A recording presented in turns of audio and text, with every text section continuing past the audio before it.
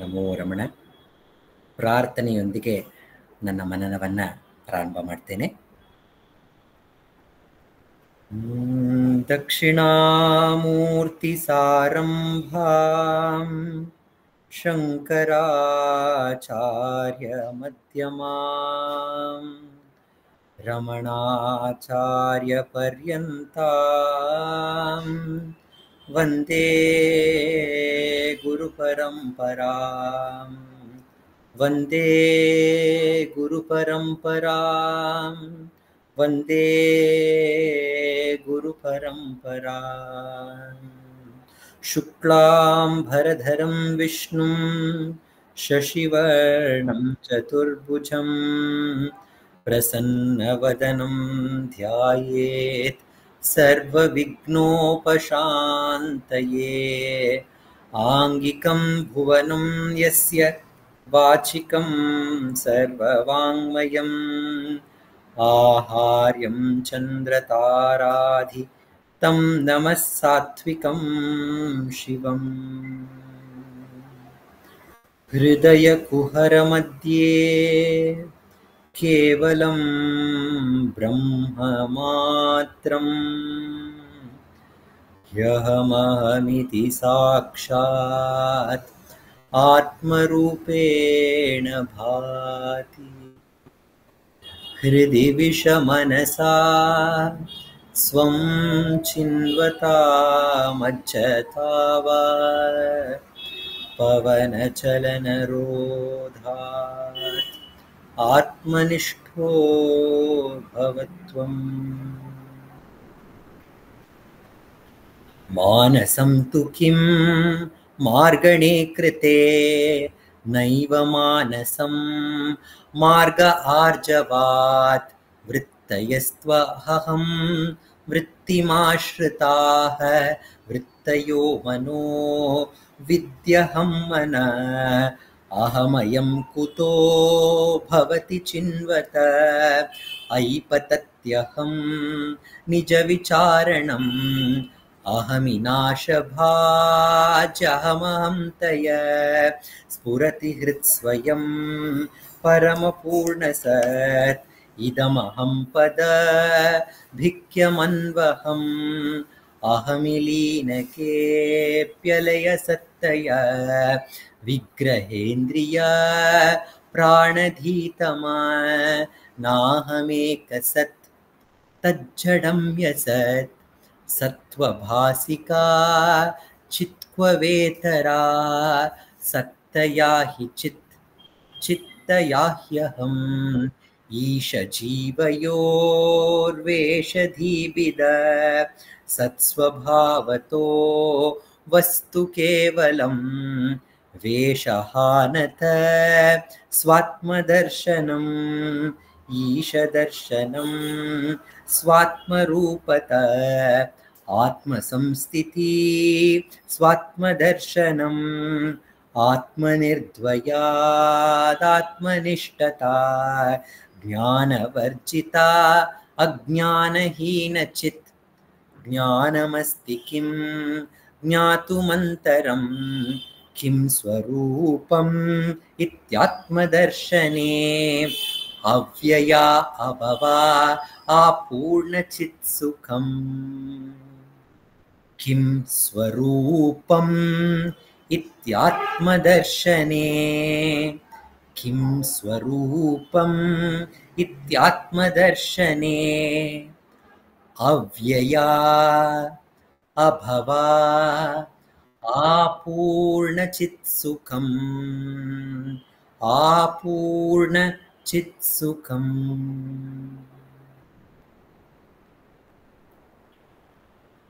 ನಮ್ಮ ಒಂದು ನೃತ್ಯ ರೂಪಕ ರಮಣ ಲೀಲಾ, ಅದರಲ್ಲಿ ಡಾಕ್ಟರ್ ಶಾರದಾರವರು ಒಂದು ಸುಂದರವಾದಂಥ ಒಂದು ಹಾಡನ್ನು ರಚಿಸಿದ್ದಾರೆ.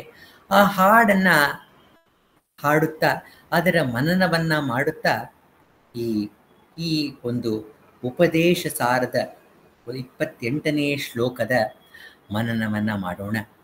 ಆ ಹಾಡಿನಲ್ಲಿ ರಮಣರು ಅಳಗಮ್ಮಾಳ್ ಅನ್ನುವ ತಾಯಿಗೆ ಹುಟ್ಟಿದ್ರು.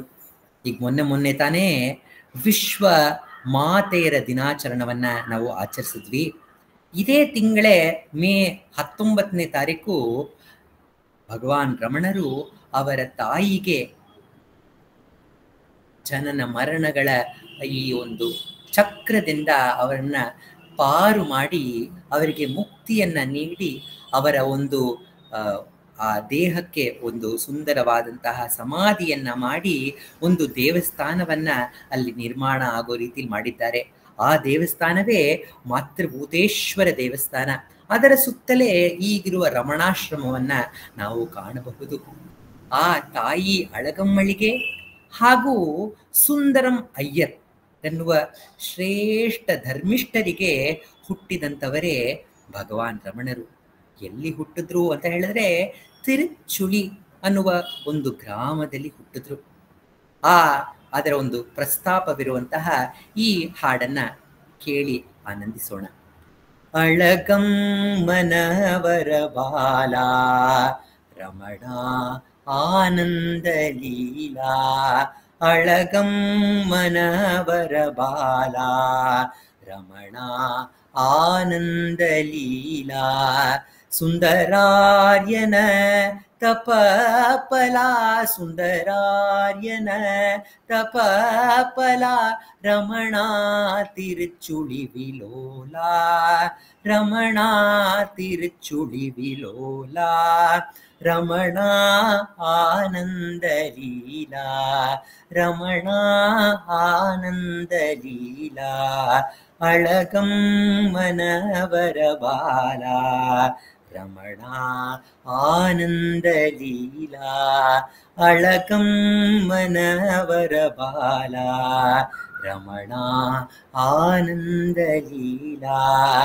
ಆನಂದ ನಟನ ಹೃದಯದಿ ಮಾಡುತ್ತ ರಮಣ ಆರ್ದ್ರ ದಿನ ಜನಿತಾ, ಆನಂದ ನಟನ ಹೃದಯದಿ ಮಾಡುತ್ತ ರಮಣ ಆರ್ದ್ರ ದಿನ ಜನಿತಾ, ರಮಣ ಆನಂದ ಲೀಲಾ, ಅಳಗಮ್ಮನವರ ಬಾಲ ರಮಣ ಆನಂದ ಲೀಲಾ, ಅಳಗಮ್ಮನವರ ಬಾಲ ರಮಣ ಆನಂದ ಲೀಲಾ, ಪುಣ್ಯ ಪುನರ್ವಸೂದಿತ ರಮಣ ಕಮನೀಯ ಸುಚರಿತ, ಪುಣ್ಯ ಪುನರ್ವಸೂದಿತ ರಮಣ ಕಮನೀಯ ಸುಚರಿತ, ರಮಣ ಆನಂದ ಲೀಲಾ, ಅಳಗಮ್ಮನವರ ಬಾಲ ರಮಣ ಆನಂದ ಲೀಲಾ, ಅಳಗಮ್ಮನವರ ಬಾಲ ರಮಣ ಆನಂದ ಲೀಲಾ, ರಮಣ ಆನಂದ ಲೀಲಾ, ರಮಣ ಆನಂದ ಲೀಲಾ.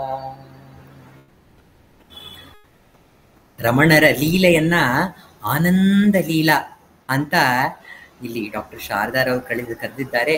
ಅದು ಎಷ್ಟು ಆಪ್ಟ್ ಆಗಿದೆ ಅಂತ ಹೇಳಿದ್ರೆ, ಭಗವಾನ್ ರಮಣರು ಜನಿಸಿದಾಗ ಅದು ಡಿಸೆಂಬರ್ ತಿಂಗಳು.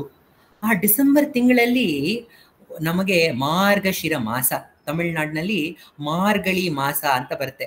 ಆ ಒಂದು ತಿಂಗಳಿದೆಯಲ್ಲ, ಬಹಳ ಸಂಭ್ರಮ ತುಂಬಿದಂತಹ ತಿಂಗಳು. ಆ ತಿಂಗಳಲ್ಲಿ ಅನೇಕ ಹಬ್ಬ ಹರಿದಿನಗಳೆಲ್ಲ ಬರುತ್ತೆ. ಗೀತಾ ಜಯಂತಿ, ಹನುಮತ್ ಜಯಂತಿ, ದತ್ತಾತ್ರೇಯ ಜಯಂತಿ, ಮತ್ತೆ ನಮ್ಮ ವೈಕುಂಠ ಏಕಾದಶಿ ಕೂಡ, ಆ ಸ್ವರ್ಗದ ಬಾಗಿಲು ತೆಗೆಯಂತ ದಿನವೂ ಕೂಡ ಅದೇ ಮಾರ್ಗಳಿ ತಿಂಗಳಲ್ಲಿ ಬರುತ್ತೆ.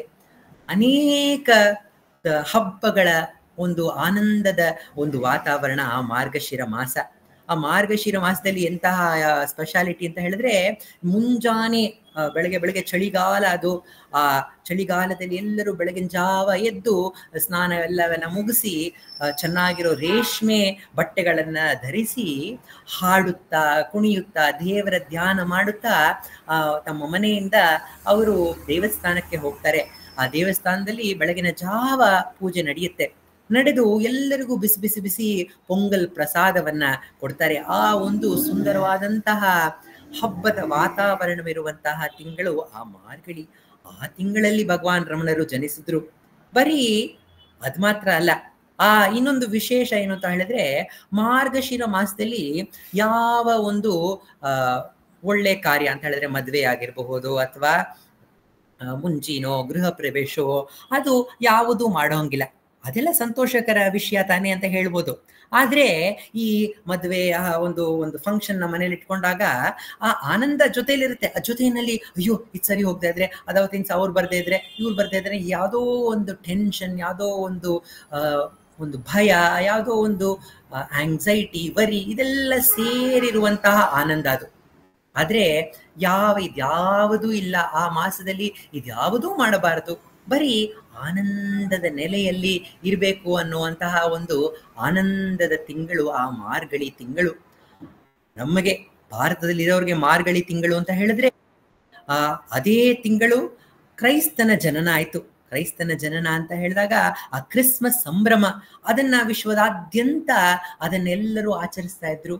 ಮತ್ತೆ ಕೆಲವರ ರಿಸರ್ಚ್ ಪ್ರಕಾರ ಆ ಒಂದು ಸಮಯದಲ್ಲೇ ಭಗವಾನ್ ರಮಣರು ಜನಿಸಿದ ಸಮಯಲ್ಲೇ ಕೂಡ ರೋಜಾ ಹಬ್ಬ ಕೂಡ ನಡೀತಾ ಇತ್ತು. ಯಾವಾಗ ಇಸ್ಲಾಂ ಮತದವರು ಎಲ್ಲರೂ ಧ್ಯಾನದಲ್ಲಿ ನಿರತರಾಗಿರ್ತಾರೆ, ಯಾರು ಪ್ರಾರ್ಥನೆಯಲ್ಲಿ ಅವರು ನಿರತರಾಗಿರ್ತಾರೆ, ಪ್ರಾರ್ಥನೆಯನ್ನ ಮಾಡುತ್ತಾ ಬೆಳಗಿಂದ ಸಾಯಂಕಾಲವರೆಗೂ ಅವರು ಉಪವಾಸವನ್ನ ಮಾಡ್ತಾ ಇರ್ತಾರಲ್ಲ, ಆ ಒಂದು ಸುದಿನ, ಆ ಒಂದು ಒಳ್ಳೆಯ ತಿಂಗಳು ಅದಾಗಿತ್ತು.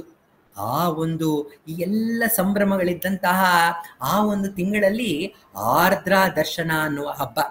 ಆರ್ದ್ರಾ ದರ್ಶನ ಹಬ್ಬ ಅಂದ್ರೆ ಏನು ಅಂತ ಹೇಳಿದ್ರೆ ನಟರಾಜನ ಹಬ್ಬ. ಯಾವತ್ತು ಆ ಅರುಣಾಚಲ ಜ್ಯೋತಿ, ಆದಿ ಅಂತ್ಯ ಇಲ್ಲದ ಜ್ಯೋತಿ ಯಾವತ್ ಪ್ರಕಟ ಆಯ್ತಲ್ಲ, ಅದು ಕೂಡ ಆರ್ದ್ರಾ ದರ್ಶನದ ದಿನವೇ.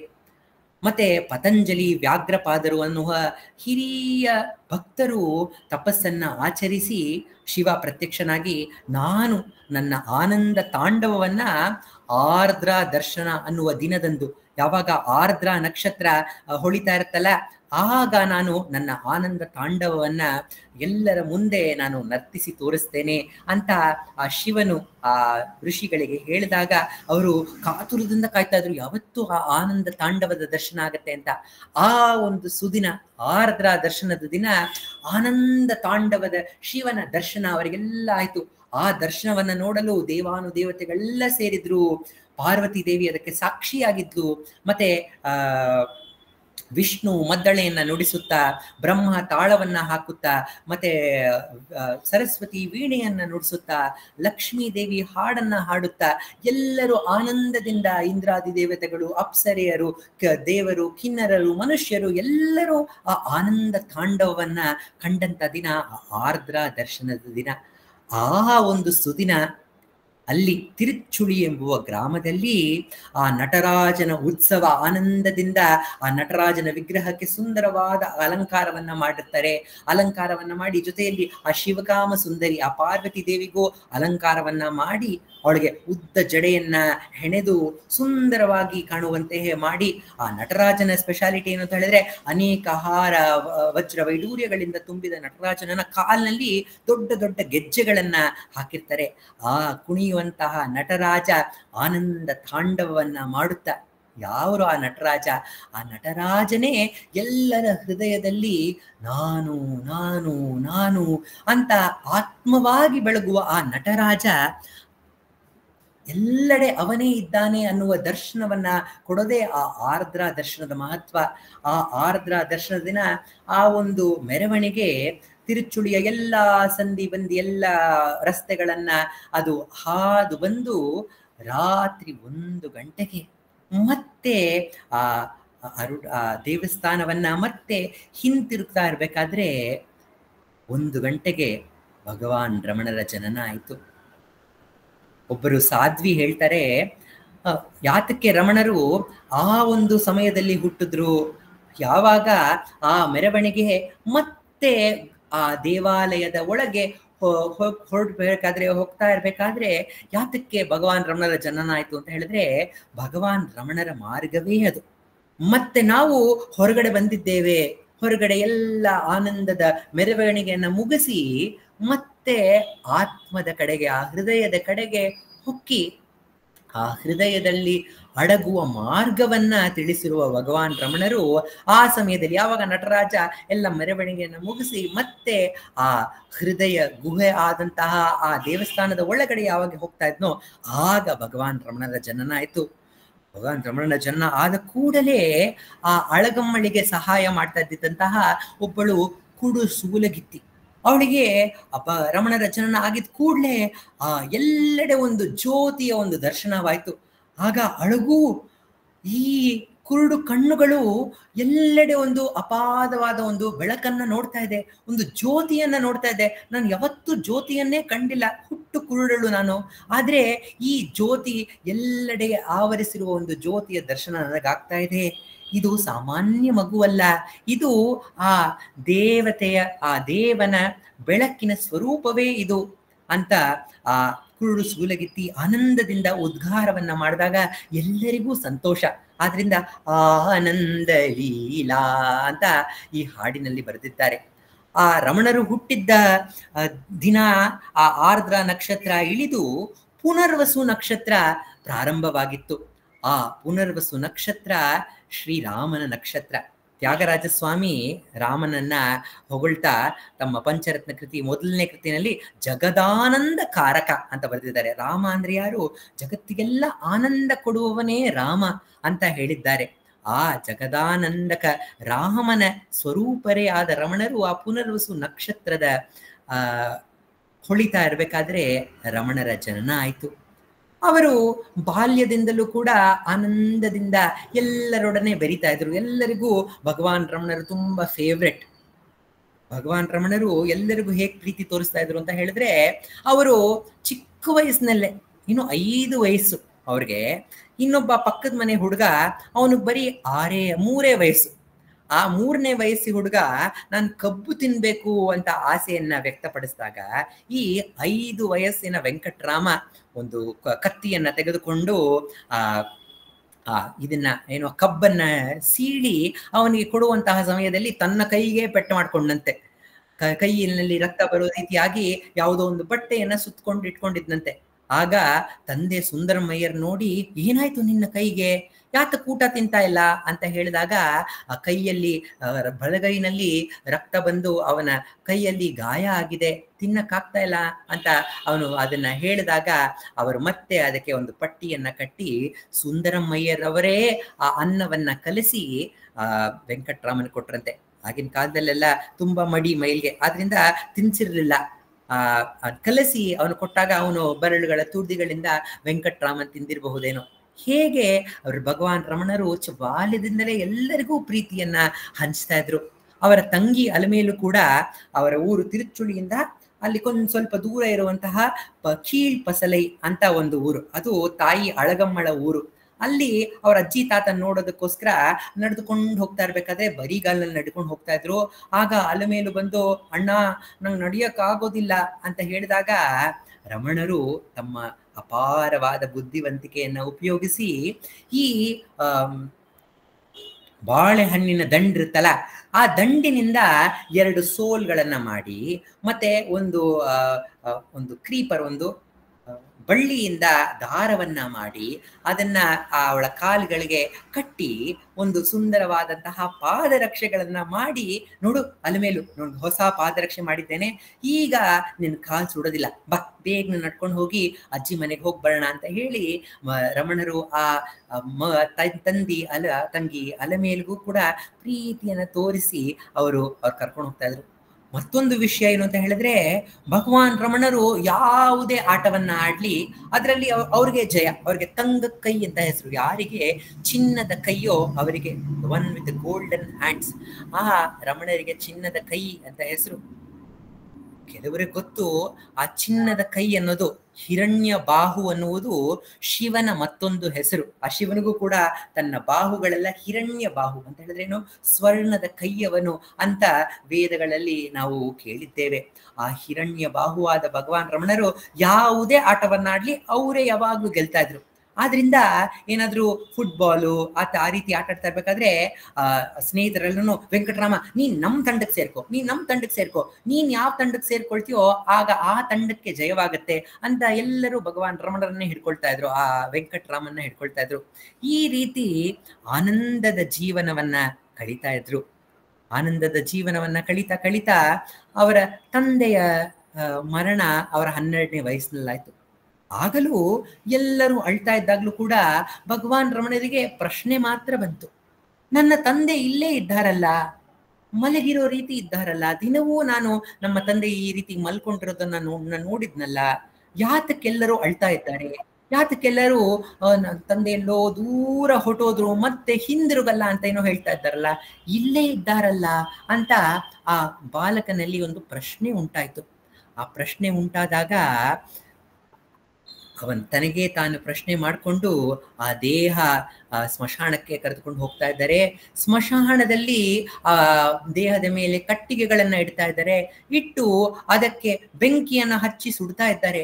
ಆಗ ಈ ಬಾಲಕನಲ್ಲಿ ಮತ್ತೆ ಒಂದು ಪ್ರಶ್ನೆ ಬರುತ್ತೆ, ನನ್ನ ತಂದೆ ಆಗಿದ್ರೆ ನನ್ನ ತಂದೆ ಈ ತರ ಮಾಡಕ್ ಬಿಡ್ತಾ ಇದ್ರ, ಸ್ಮಶಾನಕ್ಕೆ ಕರ್ಕೊಂಡು ಹೋಗಿ ಬಿಡ್ತಾ ಇದ್ರ, ನಿಲ್ಲಿಸಿ ಅಂತ ಹೇಳ್ತಾ ಇದ್ರಲ್ಲ, ಯಾತಕ್ ನನ್ನ ತಂದೆ ಏನು ಮಾತಾಡ್ತಾ ಇಲ್ಲ? ಆಗ ಅವ್ರಿಗೇನೋ ಒಂದು ವಿಷಯ ತಿಳಿತು. ಓಹೋಹೋ, ನಾನ್ ನೋಡ್ತಾ ಇರೋದು ನನ್ನ ತಂದೆ ಅಲ್ಲ, ಅದು ಬರೀ ನನ್ನ ತಂದೆಯ ದೇಹ ಮಾತ್ರ, ಅದಕ್ಕೆ ಯಾವ ಚೈತನ್ಯವೂ ಇಲ್ಲ. ನಾನ್ ಯಾದನ್ ತಂದೆ ಅಂತ ಕರಿತಾ ಇದ್ನಲ್ಲ, ಆ ಒಂದು ಶಕ್ತಿ ಆ ದೇಹವನ್ನ ಬಿಟ್ಟು ಹೊರಟೋಗಿದೆ, ಆದ್ರೆ ಆ ಶಕ್ತಿ ನನ್ನಲ್ಲಿದೆ. ಆದ್ರಿಂದ ನಾನು ಇದ್ದೀನಿ ಅನ್ನುವ ಭಾವನೆ ನನ್ನಲ್ಲಿದೆ. ಆ ಶಕ್ತಿ ನನ್ನನ್ನು ಬಿಟ್ಟು ಹೋದಾಗ ನಾನು ಬರೀ ದೇಹ ಮಾತ್ರ ನಾನು ಜನರು ನೋಡಬಲ್ಲರು, ನಾನು ಆಗ ಇರೋದಿಲ್ಲ ಅನ್ನುವ ಸತ್ಯವನ್ನ 12ನೇ ವಯಸ್ಸಿನಲ್ಲೇ ತಿಳಿದುಕೊಂಡು ಅವರು ಅದಾದ ನಂತರ ಅವರ ತಾಯಿ ಮತ್ತೆ ಅವರ ತಮ್ಮ ಮತ್ತೆ ತಂಗಿ ಎಲ್ಲ ಮೇಲೆ ಇಬ್ರು ಮಾನಾಮಧುರೆ ಎನ್ನುವ ಜಾಗಕ್ಕೆ ಹೋಗ್ಬೇಕಾಗಿತ್ತು. ಇವ್ರ ಅಣ್ಣನ ಜೊತೆ ಅಂತ ಹೇಳಿದ್ರೆ ನಾಗಸ್ವಾಮಿ ಜೊತೆನಲ್ಲಿ ವೆಂಕಟರಾಮನ್ ಮಧುರೆಗೆ ಇನ್ನೊಬ್ಬ ಚಿಕ್ಕಪ್ಪನ ಮನೆ ಸುಬ್ಬು ಅಯ್ಯರ್ ಮನೆಗೆ ಬಂದ್ರು. ಅಲ್ಲೂ ಕೂಡ ಆನಂದದ ಲೀಲೆ.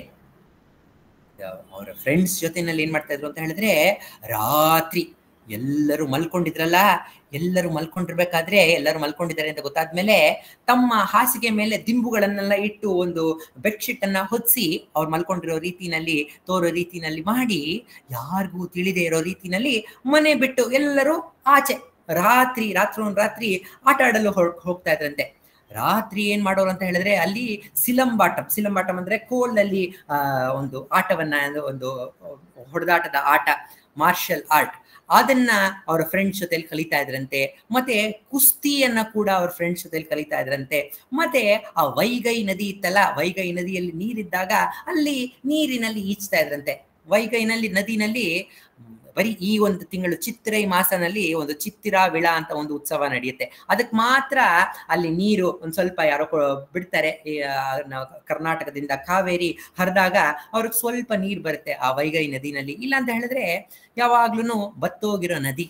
ಆದ್ರೆ ರಮಣರು ಏನ್ ಮಾಡ್ತಾ ಇದ್ರು, ಅವ್ರ ಫ್ರೆಂಡ್ಸ್ ಜೊತೆಲೆಲ್ಲ ಸೇರ್ಕೊಂಡು ಗೆಳೆಯರ ಜೊತೆನಲ್ಲಿ ಒಂದು ಬಾವಿಯನ್ನ ಅಗಿತಾ ಇದ್ರು. ಬಾವಿಯನ್ನ ಅಗೆದು ಬಾವಿಯಲ್ಲಿ ಮಳೆ ಬಂದಾಗ ಶೇಖರಣೆ ಆದ ನೀರಿತ್ತಲ್ಲ, ಆ ನೀರಿನಲ್ಲಿ ಎಲ್ಲರೂ ಈಜಾಟವನ್ನ ಮಾಡ್ತಾ ಇದ್ರು. ಆನಂದದಿಂದ ಅವರ ಜೀವನವನ್ನ ಕಳೀತಾ ಇದ್ರು. ಮತ್ತೆ ಇನ್ನೊಂದು ಸುಂದರವಾದ ವಿಷಯ ಏನಾಯ್ತು ಅಂತ ಹೇಳಿದ್ರೆ, ಅವರು ಒಮ್ಮೆ ಅಲ್ಲೇ ಮಧುರೈ ಹತ್ರ ಇರುವಂತಹ ಅಳಗರ್ ಕೋಯಿಲ್, ಅಳಗರ್ ಅಂತ ಹೇಳಿದ್ರೆ ಆ ವಿಷ್ಣುವಿನ ಒಂದು ದೇವಾಲಯ. ಆ ವಿಷ್ಣುವೇ ಮಧುರೈ ಮೀನಾಕ್ಷಿ ಅಮ್ಮನ ಅಣ್ಣ. ಅವರೇ ನಿಂತು ಆ ಮೀನಾಕ್ಷಿ ಅಮ್ಮ ಮತ್ತೆ ಸುಂದರೇಶ್ವರರಿಗೆ ಮದುವೆಯನ್ನ ಕಲ್ಯಾಣವನ್ನ ಮಾಡಿಸಿದಂತಹ ಮಹಾವಿಷ್ಣು ಆ ಅಳಗರ್ ದೇವಸ್ಥಾನಕ್ಕೆ ಒಮ್ಮೆ ರಮಣರು ಅವರ ಪರಿವಾರದೊಂದಿಗೆ ಹೋದಾಗ ಅಲ್ಲಿ ಪೊಂಗಲ್ ಪ್ರಸಾದ, ಏನು ಸಿಹಿಯಾದ ಪೊಂಗಲ್ಲಿನ ಪ್ರಸಾದ ತಿಂದ್ರಂತೆ. ತಿಂದಾಗ ಅವ್ರ ಮನಸ್ಸಿನಲ್ಲಿ ಯಾವುದೋ ಒಂದು ಚಿಕ್ಕ ಆಸೆ, ಆಹಾ ಎಷ್ಟು ಚೆನ್ನಾಗಿದೆ ಈ ಒಂದು ಪ್ರಸಾದ, ಇನ್ನೂ ಸ್ವಲ್ಪ ಪ್ರಸಾದ ಸಿಗ್ಬಾರ್ದಾ ಅನ್ನುವ ಚಿಕ್ಕ ಆಸೆ ಅವ್ರ ಮನಸ್ಸಿನಲ್ಲಿ ಮೂಡ್ತಂತೆ. ಆ ಚಿಕ್ಕ ಆಸೆ ಮೂಡ್ತಲ್ಲ, ಮುಂದಿನ ಬಾರಿ ಅವ್ರ ಅಳಗರ್ ಕೋಯಿಲ್ಗೆ ಹೋದಾಗ ಯಾರೋ ಪರಿಚಯ ಇರೋ ಪೂಜಾರಿ, ಓಹೋ ನೀವೆಲ್ಲ ಬಂದ್ರಾ, ಬನ್ನಿ ಬನ್ನಿ ಅಂತ ಕರೆದು ಅವ್ರಿಗೆ ವಿಶೇಷ ಪೂಜೆಯನ್ನ ಮಾಡಿ, ನೋಡಿ ತುಂಬಾ ಪ್ರಸಾದ ಇದೆ, ನೀವೆಲ್ಲ ಮನೆಗೆ ಎತ್ಕೊಂಡು ಹೋಗಿ ಅಂತ ಹೇಳಿ ಒಂದು ದೊಡ್ಡ ಹರಿವಾಣ, ಯಾವ್ದ ಹರಿವಾಣ ಅಂತ ಹೇಳಿದ್ರೆ ತಾಮ್ರದ ಹರಿವಾಣ, ತುಂಬಾ ಭಾರ ಇರುವಂತಹ ಒಂದು ತಟ್ಟೆ, ಆ ತಟ್ಟೆಯ ಪೂರ್ತಿ ಪ್ರಸಾದವನ್ನ ಕೊಟ್ಟು, ಈ ವೆಂಕಟರಾಮನ್ ಸ್ವಲ್ಪ ಉದ್ದಕ್ಕೆ ಗಟ್ಟಿ ಮುಟ್ಟಾಗಿ ಕಾಣ್ತೋದ್ರಿಂದ, ವೆಂಕಟರಾಮ ನೀ ಬಾಯಿಲಿ ಇದನ್ನ ತಲೆ ಮೇಲೆ ಹೊತ್ಕೊಂಡು ಮನೆಗೆ ಎತ್ಕೊಂಡು ಹೋಗು ಈ ಪ್ರಸಾದವನ್ನ ಅಂತ ಹೇಳಿದಾಗ, ಆ ದೊಡ್ಡ ತಟ್ಟೆ ಪೂರ್ತಿ ಪ್ರಸಾದ ಇತ್ತು. ಪ್ರಸಾದವನ್ನ ರಮಣರೇ ನಡ್ಕೊಂಡು, ಅಳಗರ್ ಕೊಯ್ಲು ಸ್ವಲ್ಪ ದೂರ ಇದೆ, ಅಲ್ಲಿಂದ ಹಲವಾರು ಕಿಲೋಮೀಟರ್ ನಡ್ಕೊಂಡು ಮನೆ ತನಕ ಬರೋ ತನಕ ಅವರು ತಲೆ ಮೇಲೆ ಆ ಭಾರವಾದ ಪ್ರಸಾದವನ್ನ ಹೊತ್ಕೊಂಡ್ ಬರ್ಬೇಕಾಗಿತ್ತು. ಹೊತ್ಕೊಂಡ್ ಬಂದು ಅವ್ರ ಕತ್ತೆಲ್ಲ ನೋವ್ತಾ ಇತ್ತು, ಅವ್ರ ಭುಜವೆಲ್ಲ ನೋವ್ತಾ ಇತ್ತು. ಆಗ ರಮಣರ ಮನಸ್ಸಿನಲ್ಲಿ ಯಾವುದೋ ಒಂದು ಯೋಚನೆ ಬಂತಂತೆ, ನಾನು ಹಿಂದೊಮ್ಮೆ ಪ್ರಸಾದವನ್ನ ತಿಂದಾಗ ಒಂದು ಚಿಕ್ಕ ಆಸೆಯನ್ನ ಪಟ್ಟಿದ್ದೆ, ಏನು ಇನ್ನೂ ಸ್ವಲ್ಪ ಪ್ರಸಾದ ಸಿಕ್ಕಿದ್ರೆ ಚೆನ್ನಾಗಿತ್ತೇನೋ ಅಂತ. ಆ ಭಗವಂತ ಇದ್ನಲ್ಲ, ಅವನು ಕಲ್ಪ ವೃಕ್ಷದ ರೀತಿ, ನಾವೇನೇನ್ ಕೇಳ್ತೀವೋ ಎಲ್ಲವನ್ನ ಕೊಡ್ತಾನೆ. ಆದ್ರಿಂದ ನಾವು ತುಂಬಾ ಹುಷಾರಾಗಿರ್ಬೇಕು. ನಾವೇನೇನ್ ಕೇಳ್ತೀವೋ ಎಲ್ಲ ನಿಜವಾಗ್ಬಿಡುತ್ತೆ, ನಾವೇನೇನ್ ಕೇಳ್ತೀವೋ ಎಲ್ಲ ಸಿಕ್ಕೇ ಬಿಡುತ್ತೆ. ಆದ್ರಿಂದ ನಾನು ಆ ಆಸೆ ಪಟ್ಟಿದ್ದಕ್ಕೆ ನೋಡು ಭಗವಂತ ನನಗಿಷ್ಟು ಪ್ರಸಾದವನ್ನು ಕೊಟ್ಟು ನನ್ನ ಕತ್ತು ಭುಜ ಎಲ್ಲ ನೋವು ರೀತಿನಲ್ಲಿ ಮಾಡಿದ್ದಾನೆ. ಮತ್ತೆ ಮನೆಗೆ ಎತ್ಕೊಂಡೋದ್ರೆ ಅಷ್ಟೊಂದು ಪ್ರಸಾದ, ಬೇರೆ ಎಲ್ಲರೂ ಸುಸ್ತಾಗಿದೆಪ್ಪ ನಾವೆಲ್ಲ ಮಲ್ಕೊಳ್ತೀವಿ ಅಂತ ಎಲ್ಲರೂ ಮಲ್ಕೊಂಡ್ಬಿಟ್ಟಿದ್ದಾರೆ. ವೆಂಕಟರಾಮನ್ ಅಯ್ಯೋ ಇಷ್ಟು ಪ್ರಸಾದ ಇದೆ, ಇಷ್ಟು ಪ್ರಸಾದವನ್ನ ಹೇಗೆ ನಾವು ಬಿಸಾಡೋದು, ಪ್ರಸಾದವನ್ನ ಯಾವತ್ತೂ ಬಿಸಾಕ್ಬಾರ್ದು ಅಂತ ಹೇಳಿ ಅವರು ಇದ್ದಂತಹ ಪ್ರಸಾದ ಎಲ್ಲವನ್ನ ಕಷ್ಟಪಟ್ಟು ರಾತ್ರಿ ಎಲ್ಲಾ ತಿಂದು ಮುಗಿಸಿದ್ರಂತೆ. ಅದಾದ್ಮೇಲಿಂದ ಭಗವಾನ್ ರಮಣರು ಆ ಬಾಲ್ಯದಲ್ಲೇ ಅರ್ತ್ಕೊಂಡ್ಬಿಟ್ರಂತೆ, ಯಾವ ಒಂದು ಆಸೆಯ ಪೂರ್ತಿ ಆಗೋದ್ರಿಂದ ಸಂತೋಷ ಸಿಗೋದಿಲ್ಲ. ನಾವೇನೇ ಆಸೆ ಪಡ್ಬೋದು, ಅದನ್ನ ನಾವು ಪಡೆದಾಗ ಅದು ಸಂತೋಷನೇ ಆಗೋದಿಲ್ಲ, ಅದರ ನಿಜವಾದ ಸಂತೋಷವೇ ಅಲ್ಲ ಅನ್ನುವ ಸತ್ಯವನ್ನ ಅವರು ಬಾಲ್ಯದಲ್ಲೇ ತಿಳ್ಕೊಂಡ್ರು. ತದನಂತರ ಅವರ 16ನೇ ವಯಸ್ಸಿನಲ್ಲಿ ಭಗವಾನ್ ರಮಣರಿಗೆ ಜ್ಞಾನೋದಯವಾಯಿತು.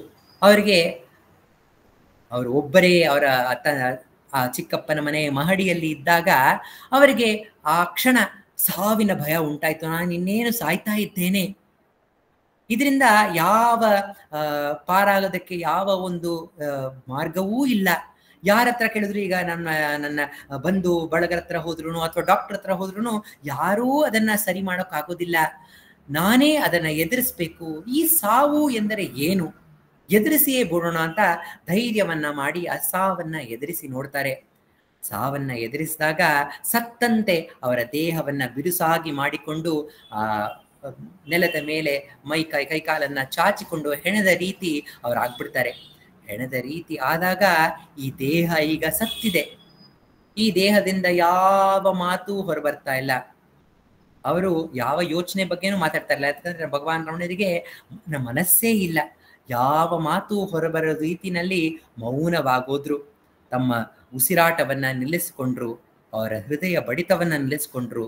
ಈ ದೇಹ ಈಗ ಸತ್ತಿದೆ, ಇದನ್ನ ಕೆಲವೇ ಕ್ಷಣಗಳಲ್ಲಿ ಸ್ಮಶಾನಕ್ಕೆ ತೆಗೆದುಕೊಂಡು ಹೋಗಿ ಅದನ್ನ ಸುಟ್ಟು ಭಸ್ಮವಾಗಿ ಮಾಡ್ಬಿಡ್ತಾರೆ. ಇದೆಲ್ಲ ನಡೀತಾ ಇರ್ಬೇಕಾದ್ರೆ ಈ ದೇಹ ಮಾತ್ರ ಸತ್ತಿದೆ, ಆದ್ರೆ ಯಾವುದೋ ಒಂದು ಶಕ್ತಿ ನಾನು ನಾನು ನಾನು ಅಂತ ಸದಾ ಹೊಳಿತಾ ಇದೆ. ಆ ದೇಹ ಸತ್ತರೂ ಆ ನಾನು ಎನ್ನುವ ಶಕ್ತಿಗೆ ಸಾವಿಲ್ಲ.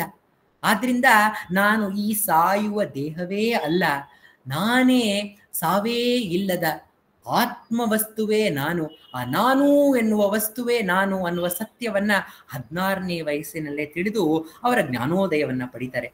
ಜ್ಞಾನೋದಯವನ್ನ ಪಡೆದು 6 ವಾರಕ್ಕೆ ಅವರ ಅಣ್ಣ ಬೈಯುವುದರಲ್ಲಿ ಅರುಣಾಚಲನ ಕರೆಯನ್ನ ಕಾಳ್ತಾರೆ. ಅವರ ಅಣ್ಣ ಯಾವಾಗ್ಲೂ ಅವ್ರನ್ನ ಗೇಲಿ ಮಾಡ್ತಾನೆ ಇರ್ತಾರೆ. ಅವರು ಧ್ಯಾನ ನಿರತರಾಗಿ ಕೂತ್ಕೊಂಡಿದ್ದಾಗ ಇಂಥ ಸಾಧುಗೆ, ಈ ಯೋಗಿ ವರ್ಯನಿಗೆ ಇದೆಲ್ಲ ಯಾತಕ್ಕೆ ಅಂತ ಕೇಳಿದಾಗ, ಹೌದಲ್ಲ ಈ ಲೌಕಿಕ ಜೀವನ ಯಾತಕ್ಕೆ ಅಂತ ಅವರ ಅರುಣಾಚಲನ ಕರೆ ಕೇಳಿ ಅರುಣಾಚಲಕ್ಕೆ ತೆರಳೋಣ ಅಂತ ಹೇಳಿ ಒಂದು ಪತ್ರವನ್ನ ಬರೆದು ಅವರು ಅರುಣಾಚಲಕ್ಕೆ ಸೇರ್ತಾರೆ. ಅರುಣಾಚಲಕ್ಕೆ ಕಷ್ಟಪಟ್ಟು 3 ದಿನಗಳ ಒಂದು ಪಯಣವನ್ನ ನಡೆಸಿ ಅವರು ಸೆಪ್ಟೆಂಬರ್ 1, 1896ರಲ್ಲಿ ಅವರು ಆ ಅರುಣಾಚಲೇಶ್ವರಕ್ಕೆ ಸೇರ್ತಾರೆ. ಅರುಣಾಚಲೇಶ್ವರನ ದೇವಾಲಯದಲ್ಲಿ ನೇರವಾಗಿ ಹೋಗಿ ಎಲ್ಲ ಬಾಗಿಲುಗಳು ತೆರೆದಿದೆ, ಯಾರೂ ಜನರಿಲ್ಲ ಆ ದಿನದಂದು. ಈಗ ಹೋದ್ರೆ ಜನರು ಕಿಕ್ಕಿರಿತಾ ಇರ್ತಾರೆ, ಲಕ್ಷಾಂತರ ಜನ ಗಿರಿವಲಂ ಮಾಡ್ತಾ ಇರ್ತಾರೆ, ಗಿರಿ ಪ್ರದಕ್ಷಿಣೆಯನ್ನು ಮಾಡ್ತಾ ಇರ್ತಾರೆ. ರಮಣರು ಬಂದಾಗ ಯಾರೂ ಇಲ್ಲ ದೇವಸ್ಥಾನದಲ್ಲಿ. ಅವರು ನೇರ ಗರ್ಭಗೃಹಕ್ಕೆ ಅಲ್ಲಿ ಹೋಗಿ ತಂದೆ ನಾ ಬಂದೆ ಅಂತ ಹೇಳಿ ಆ ಅರುಣಾಚಲೇಶ್ವರ ಲಿಂಗವನ್ನ ಆಲಂಗಿಸಿ ಅಲ್ಲೇಯೇ ನಿಲ್ಲಿಸ್ಬಿಡ್ತಾರೆ, ಅರುಣಾಚಲದಲ್ಲೇ ನಿಲ್ಲಿಸ್ತಾರೆ. ಅಲ್ಲಿ ಆ ದೇವಸ್ಥಾನದ ಗರ್ಭಗುಡಿಯಿಂದ ಹೊರಗಡೆ ಬರ್ತಾ ಇದ್ದಾಗ ಯಾರೋ ಒಬ್ಬ ಕ್ಷೌರಿಕ ಅವನ್ ಬಂದು ಕೇಳ್ತಾನೆ, ಇವತ್ತು ಕ್ಷೌರಿಕರಿಗೆ ಒಂದು ಒಳ್ಳೆಯ ದಿನ, ಯಾವ್ದಾದ್ರು ಒಂದು ಸಾಧುಗಳಿಗೆ ನಾನು ಒಂದು ಒಳ್ಳೆಯ ದಾನವನ್ನ ಮಾಡ್ಬೇಕಂತ ಇದ್ದೀನಿ, ನೀವೇನಾದ್ರೂ ನಿಮ್ಮ ತಲೆಯನ್ನ ಬೋಳಿಸ್ಕೊಳ್ತೀರಾ ಅಂತ ಆ ಹುಡುಗನನ್ನ ಕೇಳಿದಾಗ, ಆಯ್ತು ಅಂತ ತಲೆ ಅಳ್ಳಾಡಿಸಿ ಅಲ್ಲೇ ಬಳಿ ಇದ್ದಂತಹ ಒಂದು ಅಯ್ಯನ್ ಕುಳಂ ಕಲ್ಯಾಣಿ ಅನ್ನುವ ಕಲ್ಯಾಣಿ ಹತ್ರ ಹೋದ್ರು. ಅಲ್ಲಿ ಆ ಕ್ಷೌರಿಕ ಅವರ ತಲೆಯನ್ನ ಬೋಳಿಸಿ ಅವರಿಗೆ ನಮನವನ್ನ ಸಲ್ಲಿಸ್ತಾನೆ. ಆಗ ಆ ಹುಡುಗ ವೆಂಕಟ್ರಾಮನ್ ಎನ್ನಿಲ್ಲ, ಆ ಭಗವಾನ್ ರಮಣರು ತಮ್ಮ ಹತ್ರ ಇದ್ದಿದ್ದಂತಹ ತಿಂಡಿ ತಿನಿಸು, ಹಣ, ಸ್ವಲ್ಪ ಚಿಲ್ಲರೆ ಎಲ್ಲವನ್ನ ಅಯ್ಯನ್ ಕುಲಂ ಕಲ್ಯಾಣಿಯಲ್ಲಿ ಹಾಕ್ತಾರೆ. ಬರೀ ಅದ್ ಮಾತ್ರ ಅಲ್ಲ, ತಾವು ಹುಟ್ಟಿದ್ದ ಅಂಗಿ ಮತ್ತೆ ಪಂಚೆ, ಹಾಕೊಂಡಿದ್ದಂತಹ ಜನಿವಾರ ಎಲ್ಲವನ್ನ ಅಯ್ಯನ್ ಕುಲಂ ಕಲ್ಯಾಣಿಯಲ್ಲಿ ಹಾಕಿ ಯಾವುದೂ ಇಲ್ಲ, ಏನೂ ಇಲ್ಲ, ವೈರಾಗ್ಯದ ತುದಿಯಲ್ಲಿ ನಿಂತಿದ್ದಂತಹ ಭಗವಾನ್ ರಮಣರು ಈ ದೇಹಕ್ಕೆ ಈ ಸ್ನಾನವೆನ್ನುವ ಒಂದು ಸುಖವೂ ಬೇಡ ಅಂತ ಹೇಳಿ ಮತ್ತೆ ಅವರು ಅರುಣಾಚಲೇಶ್ವರ ದೇವಸ್ಥಾನ ಒಳಗಡೆ ಹೋಗೋಣ ಅಂತ ತೆರಳಿದಾಗ ಭೂಮಿ ತಾಯಿಯೇ ಆನಂದದಿಂದ ಅವರ ಸ್ವಾಗತವನ್ನ ಕೋರಲು ಧಾರಾಕಾರವಾಗಿ ಮಳೆಯನ್ನ ತರಿಸಿದ್ಲಂತೆ. ತರಿಸಿ ಭಗವಾನ್ ರಮಣರು ಅಲ್ಲೇ ಅರುಣಾಚಲದಲ್ಲಿ ಅವರು ಆನಂದದಿಂದ ನೆಲೆಸಿದ್ರು. ಅಲ್ಲಿ ಮಕ್ಕಳು, ಅಲ್ಲಿ ಏನು ತಲಾಟೆ ಮಕ್ಕಳೇನ್ ಮಾಡ್ತಾ ಇದ್ರು, ಬಂದು ಈ ಹುಡುಗನಿಗೆ ಕಾಟ ಕೊಡೋದಕ್ಕೆ ಕಲ್ಲನ್ನ ಎಸಿತಾ ಇದ್ರು, ಮುಖಕ್ಕೆ ವಿಭೂತಿಯನ್ನ ಮರಳನ್ನ ಎಸಿತಾ ಇದ್ರು. ಆಗ ಆ ರಮಣರು ಇವ್ರಿಗೆ ಯಾತಕ್ಕೆ, ನಾ ಇಲ್ಲಿದ್ರೆ ಅವ್ರಿಗೆ ತೊಂದರೆ ಆಗ್ತಾ ಇದೆಯೇನೋ, ಅವ್ರಿಗೆ ಕಾಣಿಸ್ದೇ ಇರೋ ರೀತಿನಲ್ಲಿ ಇರೋಣ ಅಂತ ಹೇಳಿ ಒಂದು ಪಾತಾಳ ಲಿಂಗ ಅಂತ ಹೇಳಿದ್ರೆ ಕೆಲವು ಸ್ಟೆಪ್ಸ್ಗಳೆಲ್ಲ ಇದೆ, ಆ ಸ್ಟೆಪ್ಸ್ ಕೆಳಗಡೆನಲ್ಲಿ ಒಂದು ಲಿಂಗವಿದೆ. ಆ ಪಾತಾಳ ಲಿಂಗ ಎನ್ನುವ ಜಾಗದಲ್ಲಿ ಅದು ಪಾಳು ಬಿದ್ದಂತಹ ಒಂದು ಪಾತಾಳ ಲಿಂಗ ಅನ್ನುವ ಒಂದು ಚಿಕ್ಕ ಜಾಗ ಆ ಅರುಣಾಚಲೇಶ್ವರ ದೇವಸ್ಥಾನದಲ್ಲಿ. ಅಲ್ಲಿ ಕೆಳಗೆ ಹೋಗಿ ಅವರು ಕೂತ್ಕೊಂಡಿದ್ರು. ಅಲ್ಲಿ ಹಾವು, ಚೇಳು, ಕ್ರಿಮಿ, ಕೀಟ ಎಲ್ಲವೂ ಕೂಡ ಅವರ ತೊಡೆಗಳೆಲ್ಲವನ್ನ ತಿಂದು ಅದು ಅದು ಅದರಿಂದ ಕೀವು, ರಕ್ತ ಎಲ್ಲ ಸುರಿತಾ ಇದ್ರು. ಭಗವಾನ್ ರಮಣರು ಆನಂದದ ನೆಲೆಯಲ್ಲಿ ನೆಲೆಸಿದ್ರು. ಭಕ್ತರೆಲ್ಲ ಬರ್ತಾ ಇದ್ರಲ್ಲ, ಎಲ್ಲರಿಗೂ ಈ ಏನೋ ಮಹಾತ್ಮ ಎಲ್ಲಿದ್ದಾನೆ, ಮೈಯೆಲ್ಲ ಧೂಳು ತುಂಬಿದ್ರು, ಕೂದಲೆಲ್ಲ ಜಟೆ ಆಗಿದ್ರು, ಉಗುರೆಲ್ಲ ಬೆಳೆದಿದ್ರು, ಏನೋ ಒಂದು ಕಾಂತಿ, ಒಂದು ಆನಂದದ ಒಂದು ಒಂದು ಪ್ರಭೆ ಅವರಲ್ಲಿ ಮೂಡಿ ಬರ್ತಾ ಇತ್ತು. ಅಲ್ಲಿ ಒಬ್ಳು ನರ್ತಕಿ ರತ್ನಮ್ಮ ಅಂತ, ದೇವದಾಸಿ ಅವಳು. ಅವಳ ಒಂದು ದಿನನಿತ್ಯದ ಕೆಲಸವೇ ಆ ದೇವರಿಗೆ ನರ್ತನವಾದ ಸೇವೆಯನ್ನ ನೀಡುವಂತಹ ಕೆಲಸ. ಆ ನರ್ತಕಿ ರತ್ನಮ್ಮ ಈ ಬಾಲಕನನ್ನ ನೋಡಿದಾಗ ಶಿವನೇ ಇಲ್ಲಿ ಕೂತ್ಕೊಂಡಿದ್ದಾನೆ ಅಂತ ಹೇಳಿ ಅವರ ಅಮ್ಮನನ್ನ ಕರೆದು, ಅಮ್ಮ ಇಲ್ಲಿ ಯಾರೋ ಒಬ್ಬ ಮಹಾತ್ಮ ಕೂತಿದ್ದಾನೆ, ಅವನಿಗೆ ನೀನು ಊಟ ಕೊಡ್ಲೇಬೇಕು, ನೀ ಊಟವನ್ನ ಕೊಡದೇ ಇದ್ರೆ ನಾನು ಊಟವನ್ನ ಮಾಡೋದಿಲ್ಲ, ನೀನು ಬರದೇ ಇಲ್ಲ ಮನೆಗೆ, ನಾ ಇಲ್ಲೇ ಇರ್ತೀನಿ ದೇವಸ್ಥಾನದಲ್ಲಿ ಅಂತ ಹಠವನ್ನ ಹಿಡಿದಂತಹ ಆ ನರ್ತಕಿ ರತ್ನಮ್ಮಾಳ ತಾಯಿ ಮನ ಕರಗಿ ಅವಳು ಬಂದು ಒಂದು ಹಿಡಿ ಅನ್ನವನ್ನ ಕಲಸಿ ಆ ಬಾಯಲ್ಲಿ ಇಟ್ಟು ಹೋಗ್ತಾ ಇದ್ಲಂತೆ. ಆ ರೀತಿ ಒಂದು ಆನಂದದ ನೆಲೆಯಲ್ಲಿದ್ದ ಭಗವಾನ್ ರಮಣರು ಮತ್ತೆ ಅನೇಕ ಸ್ಥಳಗಳಲ್ಲಿ ಅರುಣಾಚಲೇಶ್ವರನ ಒಂದು ಅರುಣಾಚಲ ಬೆಟ್ಟದ ಮೇಲೆ ನಾನಾ ಗುಹೆಗಳಲ್ಲಿ ಇದ್ದು ಮತ್ತೆ ರಮಣಾಶ್ರಮದಲ್ಲಿ ನೆಲೆಸಿದ್ರು. ಅವರ ಜೀವನ ಪೂರ್ತಿ ಆನಂದದ ಲೀಲೆ. ಯಾವುದೇ ಕಷ್ಟ ಇರಲಿ, ಒಮ್ಮೊಮ್ಮೆ ಊಟವೇ ಸಿಗ್ತಾ ಇರ್ಲಿಲ್ಲ, ಒಮ್ಮೊಮ್ಮೆ ಜಾಸ್ತಿ ಊಟ ಸಿಗ್ತಾ ಇತ್ತು. ಆಗ ಭಗವಾನ್ ರಮಣರು ಆನಂದದಿಂದ ಹೇಳ್ತಾ ಇದ್ರು, ಯಾವತ್ತು ಊಟ ಇದೆಯೋ ಅವತ್ತು ನಮಗೆ ದ್ವಾದಶಿ, ಯಾವತ್ತು ಊಟ ಇಲ್ವೋ ಅವತ್ತಿನ ದಿವಸ ನಮಗೆ ಏಕಾದಶಿ ಅಂತ ಭಗವಾನ್ ರಮಣರು ಆನಂದದಿಂದ ಹೇಳ್ತಾ ಇದ್ರಂತೆ. ಆದ್ರೆ ನಾನ್ ಹೇಳ್ತೀನಿ, ನಮ್ಗೆಲ್ಲ ಭಗವಾನ್ ರಮಣರು ಎಂತಹ ಕರುಣೆಯನ್ನ ಮಾಡಿದ್ದಾರೆ ಅಂತ ಹೇಳಿದ್ರೆ, ನಿತ್ಯ ದ್ವಾದಶಿ ನಮಗೆ ಪ್ರತಿದಿನವೂ ನಮಗೆ ಊಟ, ಪ್ರತಿದಿನವೂ ಯಾವುದೋ ಒಂದು ಫಂಕ್ಷನ್ ನಡೀತಾ ಇದೆ, ಒಂದು ನಮ್ಮ ರಮಣರ ಒಂದು ದೇವಸ್ಥಾನ ಇದೆಯಲ್ಲ, ಅಲ್ಲಿ ಪ್ರತಿದಿನವೂ ಯಾವುದೋ ಒಂದು ಕಾರ್ಯಕ್ರಮ, ಪ್ರತಿದಿನವೂ ಮಹಾಪ್ರಸಾದವನ್ನ ವಿತರಣೆ ಮಾಡ್ತಾ ಇರ್ತಾರೆ ಭಗವಾನ್ ರಮಣರು. ಪ್ರತಿದಿನವೂ ನಮಗೆ ದ್ವಾದಶಿಯನ್ನ ನೀಡಿದ್ದಾರೆ. ಆದ್ರೆ ಅವರ ಕಾಲದಲ್ಲಿ ಕಷ್ಟವನ್ನ ಪಡ್ತಾ ಇದ್ರು, ಆನಂದದಿಂದ ಇರ್ತಾ ಇದ್ರು. ಅಲ್ಲಿ ಮೇಲೆ ಬೆಟ್ಟದ ಮೇಲೆ ಒಮ್ಮೆ ಏನಾಯ್ತು ಅಂತ ಹೇಳಿದ್ರೆ, ವಿರೂಪಾಕ್ಷ ಗುಹೆ. ಆ ವಿರೂಪಾಕ್ಷ ಗುಹೆಯಲ್ಲಿ 3 ಜನಕ್ಕೆ ಇರುವ ಸಾಕುವಷ್ಟು ಊಟ ಇದೆ. ಆದ್ರೆ 30 ಜನ ಭಕ್ತರು ಬಂದ್ಬಿಟ್ಟಿದ್ದಾರೆ. 30 ಜನ ಭಕ್ತ ಬಂದು ಒಳಗಡೆ ಧ್ಯಾನವನ್ನ ಮಾಡ್ತಾ ಇರ್ಬೇಕಾದ್ರೆ ಆಚೆ ಕಡೆ ಧಾರಾಕಾರವಾದ ಮಳೆ ಸುರಿತಾ ಇದೆ. ಮತ್ತೆ ಅವರು ಹೋಗಕ್ಕಾಗೋದಿಲ್ಲ, ಬೆಟ್ಟವನ್ನ ಇಳಿದು ಹೋಗಕ್ಕಾಗಲ್ಲ. ಎಲ್ಲರೂ ಅಲ್ಲೇ ಉಳ್ಕೊಂಡ್ಬಿಟ್ಟಿದ್ದಾರೆ. ಭಕ್ತರು ಬಂದು, ಭಗವಾನ್ ರಮಣರೇ ಏನ್ ಮಾಡೋದು, 3 ಜನಕ್ಕೆ ಊಟ ಇರೋದು, ಆದ್ರೆ ಇಲ್ಲಿ ನೋಡಿದ್ರೆ 30 ಜನ ಕುತ್ಕೊಂಡಿದ್ದಾರಲ್ಲ ಅಂತ ಹೇಳಿದಾಗ ಭಗವಾನ್ ರಮಣರು ಹೇಳ್ತಾರೆ, ನೀವು ಆ 3 ಜನಕ್ಕೆ ಊಟ ಇದೆಯಲ್ಲ, ಅನ್ನ, ಅದಕ್ಕೆ ಸಾಕಷ್ಟು ನೀರನ್ನ, ಬಿಸಿ ನೀರನ್ನ ಬೆರೆಸಿ ಅದನ್ನು ಚೆನ್ನಾಗಿ ಕಲಸಿ ಆ ಗಂಜಿಯನ್ನ ಒಬ್ಬೊಬ್ಬರಿಗೂ ಒಂದೊಂದು ಬಟ್ಟಲು ಕೊಟ್ಬಿಡಿ ಅಂತ ಹೇಳಿದಾಗ ಎಲ್ಲರಿಗೂ ಆ ಒಂದು ಗಂಜಿಯನ್ನ ಮಾಡಿ ಎಲ್ಲರಿಗೂ ಸ್ವಲ್ಪ ಸ್ವಲ್ಪ ಕೊಡ್ತಾರೆ. ಎಲ್ಲರ ಹೊಟ್ಟೆಯೂ ತುಂಬಿ ಆನಂದದಿಂದ, ಆಹಾ ಎಷ್ಟು ರುಚಿಕರವಾಗಿದೆ ಈ ಒಂದು ಗಂಜಿ ಅಂತ ಎಲ್ಲರೂ ಹೇಳುವ ರೀತಿನಲ್ಲಿ ಎಲ್ಲರಿಗೂ ಅನ್ಸುತ್ತೆ. ಭಗವಾನ್ ರಮಣರ ಸನ್ನಿಧಿಯಲ್ಲಿ ಆನಂದವೇ, ಯಾವ ಕೊರತೆಯೂ ಇಲ್ಲ, ಬರೀ ಆನಂದ ತುಂಬಿದ ಒಂದು ವಾತಾವರಣ ಭಗವಾನ್ ರಮಣರ ಸನ್ನಿಧಿಯಲ್ಲಿ. ಆ ಆನಂದ ಲೀಲೆಯೇ ರಮಣರ ಲೀಲೆ. ರಮಣರು ಯಾತಕ್ಕೆ ನಮ್ಮ ಜೀವನಕ್ಕೆ ಬಂದಿದ್ದಾರೆ ಅಂತ ಹೇಳಿದ್ರೆ, ನಮ್ಮ ನಿಜ ಸ್ವರೂಪವೇ ಆನಂದ. ನಾವ್ ಅನ್ಕೊಂಡ್ಬಿಟ್ಟಿದ್ವಿ ನಮ್ಮ ಜೀವನ ಬರೀ ದುಃಖ, ಎಲ್ಲಿ ನೋಡಿದ್ರು ದುಃಖ. ಅಲ್ಲಿ ನೋಡಿದ್ರೆ ಅಲ್ಲಿ ಯುದ್ಧ ಅಂತ ದುಃಖ, ಇಲ್ಲಿ ನೋಡಿದ್ರೆ ಯಾರೋ ಕಳ್ತನ ಅಂತ ದುಃಖ, ಅಲ್ಲಿ ನೋಡಿದ್ರೆ ಯಾರೋ ಸಾವಿನ ದುಃಖ, ಆ ದುಃಖ, ಈ ಟೆನ್ಷನ್, ಅದು ಆ ಕೆಲಸ, ಈ ಕೆಲಸ ಅಂತ ನಮ್ಮ ಜೀವನವನ್ನೇ ನಾವು ಬರೀ ಕಷ್ಟಮಯ, ಬರೀ ದುಃಖ ಅಂತ ಅನ್ಕೊಂಡ್ಬಿಟ್ಟಿದೀವಿ. ಆದ್ರೆ ಭಗವಾನ್ ರಮಣರು, ನಿಮ್ಮ ನಿಜ ಸ್ವರೂಪವೇ ಆನಂದ. ನೀವು ದುಃಖವನ್ನ ಹಿಡ್ಕೊಂಡು ನನ್ನ ನಿಜ ಸ್ವರೂಪ ದುಃಖ ದುಃಖ ಅಂತ ಇದ್ದೀರಾ, ಆದ್ರೆ ನಿಮ್ಮ ಸ್ವರೂಪ ದುಃಖವೇ ಅಲ್ಲ. ನಿಮ್ಮ ಸ್ವರೂಪ ಯಾವುದು ಅಂತ ಹೇಳಿದ್ರೆ ಖರ್ಚೇ ಆಗೋದಿಲ್ಲ, ಅನ್ಲಿಮಿಟೆಡ್ ಅಂತ ಹೇಳಿದ್ರೆ ಏನೋ ಅವ್ಯಯವಾದಂತಹ, ಅದು ಖರ್ಚೇ ಆಗದೆ ಇರುವಂತಹ, ಮತ್ತೆ ಅದು ಯಾವುದೇ ಒಂದು ಕಾರಣಕ್ಕೋಸ್ಕರ ಬರೋದಿಲ್ಲ. ಆ ಭವ ಅಂತ ಹೇಳಿದ್ರೆ, ಭವ ಅಂತ ಹೇಳಿದ್ರೆ ನನಗೆ ಈಗ ಸ್ವೀಟ್ ತಿಂದ್ರೆ ಸಂತೋಷ ಸಿಗುತ್ತೆ, ನಾನು ಈ ಒಂದು ರೀತಿಯ ಸಿಚುವೇಶನ್ ಆದ್ರೆ, ಇವರು ನನ್ನ ಫ್ರೆಂಡ್ಸ್ ಎಲ್ಲ ಬಂದ್ರೆ ನಮ್ಮ ಮನೆಗೆ ನನಗೆ ಖುಷಿ ಆಗತ್ತೆ, ಇವ್ರು ಬಂದು ತುಂಬಾ ಚೆನ್ನಾಗಿ ಮಾತಾಡ್ತೀಯ, ನೀನು ತುಂಬಾ ಚೆನ್ನಾಗಿ ಹಾಡಾಡ್ತೀಯ ಅಂತ ಯಾರಾದ್ರೂ ಹೇಳಿದ್ರೆ ಆಗ ನಂಗೆ ಸಂತೋಷ ಆಗುತ್ತೆ ಅಂತ. ಯಾವುದೋ ಕಾರಣದಿಂದ ಆಗುವಂತಹ ಸಂತೋಷ ಅಲ್ಲ, ಯಾವುದೇ ಕಾರಣವಿಲ್ಲದೆ ಆಗುವಂತಹ ಸಂತೋಷ. ಮತ್ತೆ ಆ ಪೂರ್ಣ ಚಿತ್ ಸುಖಂ, ಆ ಪೂರ್ಣ ಅಂತ ಹೇಳಿದ್ರೆ ಪರಿಪೂರ್ಣವಾದಂತಹ ಆನಂದ.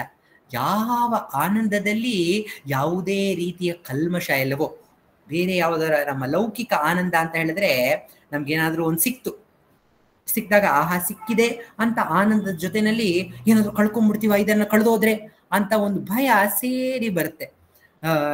ಯಾರಾದ್ರೂ ನಮ್ಮ ಜೊತೆಲಿದ್ರೆ, ಆಹಾ ನನ್ನ ಜೊತೆಲಿದ್ದಾರೆ, ಇವ್ರೇನಾದ್ರೂ ನಾಳೆ ನನಗೆ ಇಷ್ಟವಾಗದೆ ರೀತಿ ನಡ್ಕೊಂಡ್ಬಿಟ್ರೆ ಅಂತ ಒಂದು ಭಯ ಅದರಲ್ಲೇ ಸೇರಿ ಬರುತ್ತೆ. ಆದ್ರೆ ಈ ರಮಣರು ಹೇಳುವಂತಹ ಸಹಜವಾದ ಆನಂದಕ್ಕೆ ಯಾವ ಕಲ್ಮಶವೂ ಇಲ್ಲ, ಪರಿಪೂರ್ಣವಾದಂತಹ ಆನಂದವೇ ನಮ್ಮ ನಿಜ ಸ್ವರೂಪ ಅಂತ ಭಗವಾನ್ ರಮಣರು ಹೇಳ್ತಾ ಇದ್ದಾರೆ. ಎಲ್ಲಿ ಸಿಗುತ್ತೆ ಈ ನಮ್ಮ ನಿಜ, ಈ ಪರಿಪೂರ್ಣವಾದಂತಹ ವ್ಯಯವೇ ಆಗದೆ ಇರುವಂತಹ, ಖರ್ಚೇ ಆಗದೆ ಇರುವಂತಹ ಆನಂದ, ಮತ್ತೆ ಯಾವ ಕಾರಣದಿಂದಲೂ ಬರದೇ ಇರುವಂತಹ ಆನಂದ ಎಲ್ಲಿ ಸಿಗುತ್ತೆ, ಹೇಗೆ ಸಿಗುತ್ತೆ ಅಂತ ನಾವು ಪ್ರಶ್ನೆ ಮಾಡಿದ್ರೆ, ನಾವೊಂದು ನೃತ್ಯ ರೂಪಕದಲ್ಲಿ ಒಂದು ರಾಣಿಯ ಕಥೆಯನ್ನ ತೋರಿಸಿದ್ವಿ. ಒಂದು ರಾಣಿಗೆ ಒಬ್ಬ ರಾಜನಿದ್ದಾನೆ. ಆ ರಾಜನಿಗೆ ಯಾವುದೋ ಒಂದು ರೋಗ. ಆ ವೈದ್ಯರೆಲ್ಲ ಬಂದು ಹೇಳ್ತಾರೆ, ನೋಡಿ ಯಾವುದೋ ಇದು ಭಯಾನಕವಾದಂತಹ ಒಂದು ರೋಗ ಬಂದಿದೆ ಈ ರಾಜನಿಗೆ, ಇದಕ್ಕೆ ಪರಿಹಾರ ಒಂದೇ.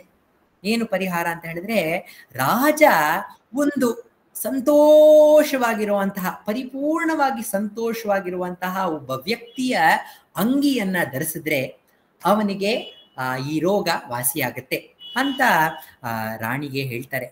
ರಾಣಿ ತನ್ನ ಸಭೆಗೆ ಹೋಗಿ ಮಂತ್ರಿಗಳೆಲ್ಲರಿಗೆ, ಸೈನಿಕರೆಲ್ಲರಿಗೆ ಹೇಳ್ತಾಳೆ, ಸೈನಿಕರೇ, ಮಂತ್ರಿಗಳೇ, ರಾಜರ ಒಂದು ಸ್ಥಿತಿ ದಿನ ದಿನಕ್ಕೆ ಕೆಡ್ತಾ ಇದೆ. ವೈದ್ಯರೆಲ್ಲ ಹೇಳ್ತಾ ಇದ್ರೆ ಒಂದೇ ಅದಕ್ಕೆ ಪರಿಹಾರ. ಏನು ಪರಿಹಾರ ಅಂತ ಹೇಳಿದ್ರೆ, ರಾಜರು ಒಬ್ಬ ಸಂತೋಷವಾಗಿರುವಂತಹ, ಪರಿಪೂರ್ಣವಾಗಿ ಆನಂದವಾಗಿರುವ ಒಬ್ಬ ವ್ಯಕ್ತಿಯ ಅಂಗಿಯನ್ನ ಧರಿಸಿದಾಗ ಮಾತ್ರ, ಒಂದು ಶರ್ಟ್ ಅನ್ನ ಹಾಕೊಂಡಾಗ ಮಾತ್ರ ಅವರಿಗೆ ವಾಸಿಯಾಗುತ್ತಂತೆ. ನೀವು ರಾಜ್ಯದೆಲ್ಲ ಹುಡುಕಿ ಯಾರು ಅತಿ ಆನಂದವಾಗಿರ್ತಾರೋ ಅವರ ಅಂಗಿಯನ್ನ ತೆಗೆದುಕೊಂಡು ಬನ್ನಿ ಅಂತ ಕೇಳಿದಾಗ, ಕಷ್ಟಪಟ್ಟು ಅವರೆಲ್ಲಾ ಕಡೆ ಹೋಗ್ತಾರೆ, ಹುಡುಕ್ತಾರೆ. ಯಾರನ್ನ ಕೇಳಿದ್ರು ನೀವು ಸಂತೋಷವಾಗಿದ್ದೀರಾ ಅಂತ ಹೇಳಿದ್ರೆ, ಏನಪ್ಪಾ ಸಂತೋಷ, ನನಗ ಆ ಪ್ರಾಬ್ಲಮ್, ಈ ಪ್ರಾಬ್ಲಮ್, ಅದಾಯ್ತು ಇದಾಯ್ತು ಅಂತ ಸಮಸ್ಯೆಗಳ ಪಟ್ಟಿಯನ್ನೇ ಹೇಳ್ತಾರೆ ಹೊರತು ಯಾರನ್ನು ನಾನು ಸಂತೋಷವಾಗಿದ್ದೀನಿ ಅಂತ ಹೇಳೋರೇ ಕಡಿಮೆ. ಯಾರೋ ಅವರು ತುಂಬಾ ಸಾಹುಕಾರ, ಈ ವರ್ಲ್ಡ್ಸ್ ರಿಚೆಸ್ಟ್ ಮ್ಯಾನ್, ಅವನ ಹತ್ರ ಹೋಗ್ಬಿಟ್ಟು ನೀವು ತುಂಬಾ ಸಂತೋಷವಾಗಿರ್ಬೋದು, ನಿಮ್ಮ ಹತ್ರ ಜಾಸ್ತಿ ಹಣ ಇದೆಯಲ್ಲ, ನಿಮ್ಮ ಅಂಗಿಗಳನ್ನ ಕೊಡಿ ಅಂತ ಕೇಳಿದಾಗ ಅವ್ರ ಅಂಗಿಗಳನ್ನ ಏನೋ ಕೊಟ್ಟಿರ್ತಾರೆ. ಹೌದು, ನಾನು ಸಂತೋಷವಾಗಿ ಇದ್ದೀನಿ ಅಂತ ಅವ್ರು ನಟಿಸಿ ತಮ್ಮ ಅಂಗಿಯನ್ನ ಕೊಟ್ಟಾಗ ಆ ಅಂಗಿಗಳೆಲ್ಲ ತಂದು ರಾಜನಿಗೆ ಟ್ರೈ ಮಾಡ್ತಾರೆ. ಯಾವ ಅಂಗಿ ಹಾಕೊಂಡ್ರು ಸಂತೋಷ ಸಿಗ್ತಾ ಇಲ್ಲ, ಅವನ ರೋಗ ವಾಸಿ ಆಗ್ತಾ ಇಲ್ಲ.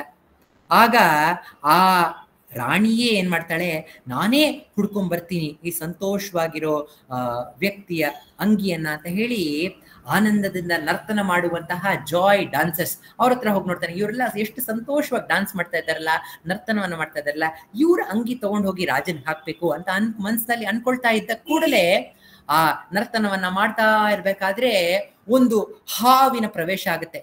ಹಾವಿನ ಪ್ರವೇಶ ಆಗಿದ ತಕ್ಷಣ ಎಲ್ಲರೂ ಹೆದರಿ ಚಲ್ಲಾಪಿಲ್ಲಿಯಾಗಿ ಕೂಗುತ್ತಾ, ಅರ್ಚಾಡುತ್ತಾ, ಅಲ್ಲೊಂದು ಸ್ಟ್ಯಾಂಪೀಡ್, ಎಲ್ಲರೂ ತುಳಿಯುತ್ತಾ, ಅಲ್ಲೇ ಎಲ್ಲ ಗಲಾಟೆ ಶುರುವಾಗಿ, ಇದೇನಿದು ಇವರೆಲ್ಲ ಸಂತೋಷವಾಗಿದ್ದಾರೆ ಅನ್ಕೊಂಡೆ.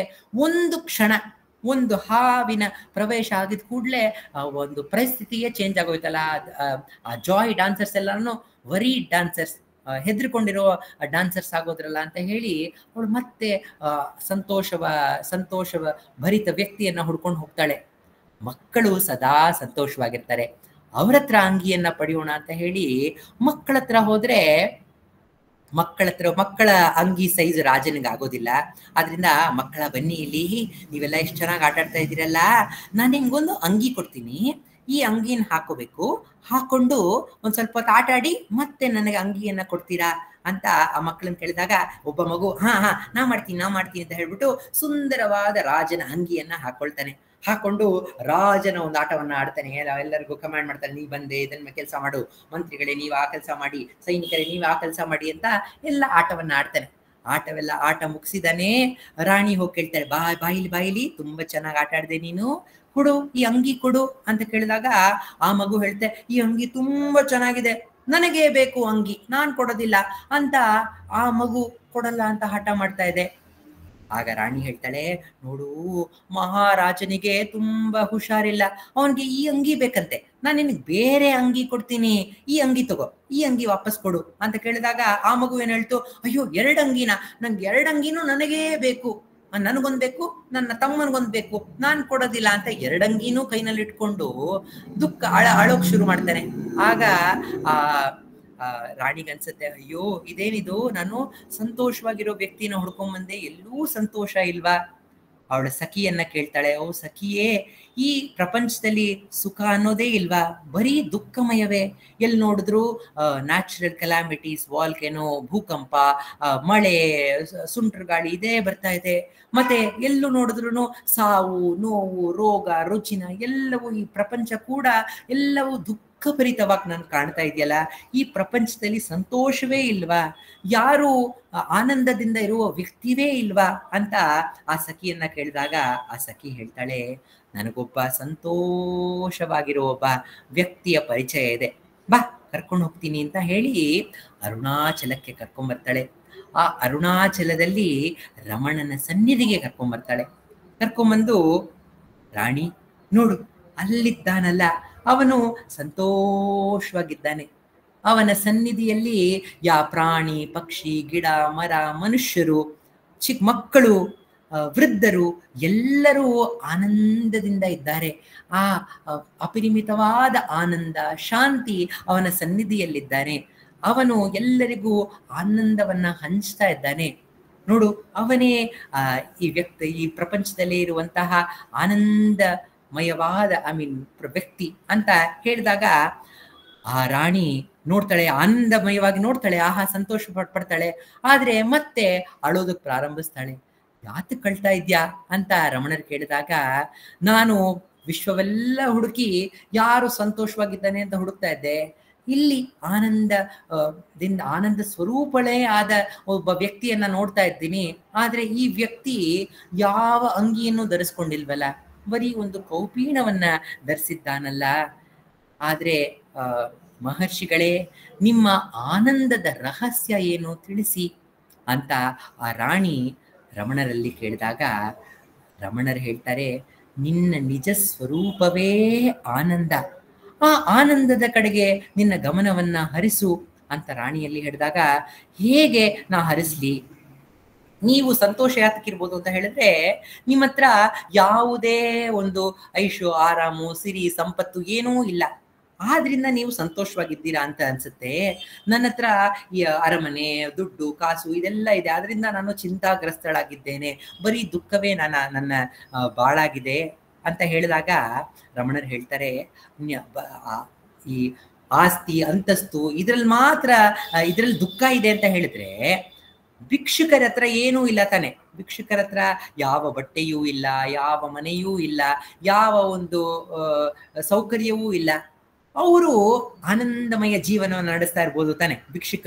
ಭಿಕ್ಷುಕರೆಲ್ಲ ಆನಂದದಿಂದ, ಆಹಾ ನಮ್ಮ ಜೀವನವೇ ಆನಂದ, ನಮ್ಗೆ ಊಟನೂ ಇಲ್ಲ ತಿಂಡಿನೂ ಇಲ್ಲ ಏನೂ ಇಲ್ಲ, ನಾವು ಎಕ್ಸ್ಟ್ರಾ ಊಟನ ಫ್ರಿಜ್ ಒಳಗಡೆ ಇಡ್ಬೇಕು ಅಂತ ಒಂದು ಯೋಚನೆನೂ ಇಲ್ಲ, ನಮ್ಮ ಹತ್ರ ಎಕ್ಸ್ಟ್ರಾ ಬಟ್ಟೆನೇ ಇಲ್ಲ, ಕಬೋರ್ಡಿನ ಒಂದು ಬೀರುವಿನ ಅವಶ್ಯಕತೆಯೂ ಇಲ್ಲ, ನಮ್ಮ ಮನೆಯೂ ಬೇಕಾಗಿಲ್ಲ, ನಾವು ಇಡೀ ಪ್ರಪಂಚವೇ ನಮ್ಮ ಮನೆ ಅಂತ ಭಿಕ್ಷುಕರು ಯಾರಾದ್ರೂ ಹೇಳ್ತಾರಾ? ಇಲ್ಲ. ಭಿಕ್ಷುಕರಿಗೆ ಅವರದೇ ಆದಂತಹ ದುಃಖ ಇರುತ್ತೆ. ಆದ್ರಿಂದ ಯಾವುದೇ ವಸ್ತು ಇರುವುದರಿಂದಲೋ ಅಥವಾ ಯಾವುದಾದ್ರೂ ವಸ್ತು ಇಲ್ಲ ಅನ್ನುವುದಾದರಲ್ಲೋ ಸಂತೋಷ ಇಲ್ಲ. ಸಂತೋಷ ಇರುವುದು ನಿಮ್ಮ ನಿಜ ಸ್ವರೂಪದಲ್ಲಿ. ನಿಮ್ಮ ನಿಜ ಸ್ವರೂಪವೇ ಆ ಆನಂದಮಯವಾದ ವಸ್ತು. ನಿಮ್ಮ ನಿಜ ಸ್ವರೂಪವೇ ಸಂತೋಷ. ಒಂದು ಟಾಕ್ಸ್ ವಿತ್ ರಮಣ ಮಹರ್ಷಿನಲ್ಲಿ ದ ಟಾಕ್ ನಂಬರ್ 111 111ನೇ ಟಾಕ್ನಲ್ಲಿ ಒಂದು ಕಾನ್ವರ್ಸೇಷನ್ನ ಭಗವಾನ್ ರಮಣರ್ ನೆನಪಿಸ್ಕೊಳ್ತಾರೆ. ಒಮ್ಮೆ ಕಾವ್ಯಕಂಠ ಗಣಪತಿ ಮುನಿಗಳು ಭಗವಾನ್ ರಮಣರ ಕೇಳ್ತಾರಂತೆ, ಒಬ್ಬ ವ್ಯಕ್ತಿಗೆ ಒಂದು ತಿಂಗಳಿಗೆ 5 ರೂಪಾಯಿ ಸಿಕ್ಕಿದ್ರೆ, ಆಗಿನ ಕಾಲಕ್ಕೆ 5 ರೂಪಾಯಿ ಸಿಕ್ಕಿದ್ರೆ ಒಂದು ಆನಂದಮಯವಾದ ಜೀವನವನ್ನ ನಡೆಸ್ಬೋದಲ್ವಾ ಮಹರ್ಷಿಗಳೇ ಅಂತ ಮಹರ್ಷಿಗಳನ್ನ ಕೇಳಿದಾಗ ರಮಣರು ನಕ್ಕು ಹೇಳಿದ್ರಂತೆ, ಯಾವಾಗ ಒಬ್ಬ ವ್ಯಕ್ತಿಗೆ ಸಂತೋಷವಾಗಿರಲು ಯಾವುದೇ ವಸ್ತುವಿನ ಅವಶ್ಯಕತೆ ಇಲ್ಲ ಅನ್ನುವ ಅರಿವು ಯಾವಾಗ ಬರುತ್ತಲ್ಲ, ಆಗ ಮಾತ್ರ ಅವನು ನಿಜವಾಗ್ಲಿಯೂ ಸಂತೋಷವಾಗಿರಕ್ ಸಾಧ್ಯ. ಯಾರಾದ್ರೂ 5 ರೂಪಾಯಿ ಸಿಕ್ಕಿದ್ರೆ ಬರೀ 5 ರೂಪಾಯ, 10 ರೂಪಾಯಿ ಸಿಕ್ಕಿದ್ರೆ ಇನ್ನೂ ಚೆನ್ನಾಗಿರ್ತಾ ಇತ್ತು ಅಂತ ಅನ್ಕೊಳ್ತಾನೆ. ಯಾರಿಗಾದ್ರೂ 10 ರೂಪಾಯಿ ಸಿಕ್ಕಿದ್ರೆ 100 ರೂಪಾಯಿ ಸಿಕ್ಕಿದ್ರೆ ಇನ್ನೂ ಚೆನ್ನಾಗಿರ್ತಾ ಇತ್ತು. ಲಕ್ಷಾಂತರ ರೂಪಾಯಿ ಇದ್ರೂ ನಮ್ಮಲ್ಲಿ ಆ ಸಂತೋಷದ ಅನುಭವ ನಮ್ಗಾಗೋದಿಲ್ಲ. ಭಗವಾನ್ ರಮಣರು ಅದಕ್ಕೇನೆ ಹೇಳ್ತಾರೆ, ಯಾವಾಗ ಈ ನಮ್ಮ ಸಂತೋಷ ಇದೆಯಲ್ಲ, ಸಹಜವಾದ ಸಂತೋಷ, ಅದು ಯಾವುದೇ ವಸ್ತುಗೂ ಅದು ಲಿಂಕ್ ಆಗಿಲ್ಲ, ಅದಕ್ಕೂ ಇದಕ್ಕೂ ಯಾವ ಸಂಬಂಧವೂ ಇಲ್ಲ, ನಮ್ಮ ನಿಜ ಸ್ವರೂಪವೇ ಆನಂದ ಅಂತ ನಾವು ಯಾವಾಗ ತಿಳ್ಕೊಳ್ತೀವಲ್ಲ, ಆಗ ಮಾತ್ರ ನಾವು ನಿಜವಾಗ್ಲಿಯೂ ಸಂತೋಷವಾಗಿರಲು ಸಾಧ್ಯ. ನಮ್ಮ ನಿಜ ಸ್ವರೂಪವೇ ಆನಂದ ಅನ್ನುವ ಸತ್ಯವನ್ನ ತಿಳ್ಕೊಳ್ಳಿ ಅಂತ ಭಗವಾನ್ ರಮಣರು ಮತ್ತೆ ಮತ್ತೆ ನಮಗೆ ತಿಳಿಸ್ತಾ ಇದ್ದಾರೆ. ಅದನ್ನ ಹೇಗೆ ತಿಳ್ಕೊಳ್ಳೋದು, ನಮ್ಮ ನಿಜ ಸ್ವರೂಪವೇ ಆನಂದ ಅಂತ ನಾವು ಹೇಗೆ ತಿಳ್ಕೊಳ್ಳೋದು ಅನ್ನೋದಕ್ಕೆ ಭಗವಾನ್ ರಮಣರು ಕಿಂ ಸ್ವರೂಪಂ, ನಮ್ಮ ಸ್ವರೂಪ ಏನು, ನಾನು ಯಾರು ಎಂಬ ಪ್ರಶ್ನೆಯನ್ನ ಕೇಳಿ ಅಂತ ಹೇಳ್ತಾರೆ. ಇನ್ನೊಂದು ಕಥೆಯನ್ನ ನೋಡೋಣ. ಈ ಕಥೆಯಲ್ಲಿ ಒಬ್ಬ ಕಾರ್ಪೆಂಟರ್ ಅಂತ ಹೇಳಿದ್ರೆ ಮರದಿಂದ ಕರಕುಶಲ ಕಲೆಗಳನ್ನ ಮಾಡುವಂತಹ ಒಬ್ಬ ವ್ಯಕ್ತಿ. ಅವನತ್ತ ಚಿಕ್ಕ ಮಗನನ್ನ ಕರ್ಕೊಂಡು, ಓ ಮಗನೇ, ಇವತ್ತು ನಮ್ಮ ಒಂದು ಸಿಟಿನಲ್ಲಿ ಒಂದು ಸ್ಪೆಷಲ್ ಎಕ್ಸಿಬಿಷನ್ ಇಟ್ಟಿದ್ದಾರೆ. ಎಕ್ಸಿಬಿಷನ್ ನಲ್ಲಿ ಮರದಿಂದ ಮಾಡಿದಂತಹ ನಾನಾ ಕರಕುಶಲ ಕಲೆಗಳ ಒಂದು ಎಕ್ಸಿಬಿಷನ್, ಒಂದು ಮ್ಯೂಸಿಯಂ ಇಟ್ಟಿದ್ದಾರೆ. ಬಾ ನೋಡ್ಕೊಂಡ್ ಬರೋಣ ಬಾ ಅಂತ ಹೇಳಿ ಆ ಮಗನನ್ನ ಕರ್ಕೊಂಡು ಆ ಒಂದು ಎಕ್ಸಿಬಿಷನ್, ಆ ಒಂದು ಮ್ಯೂಸಿಯಂಗೆ ಹೋಗ್ತಾರೆ.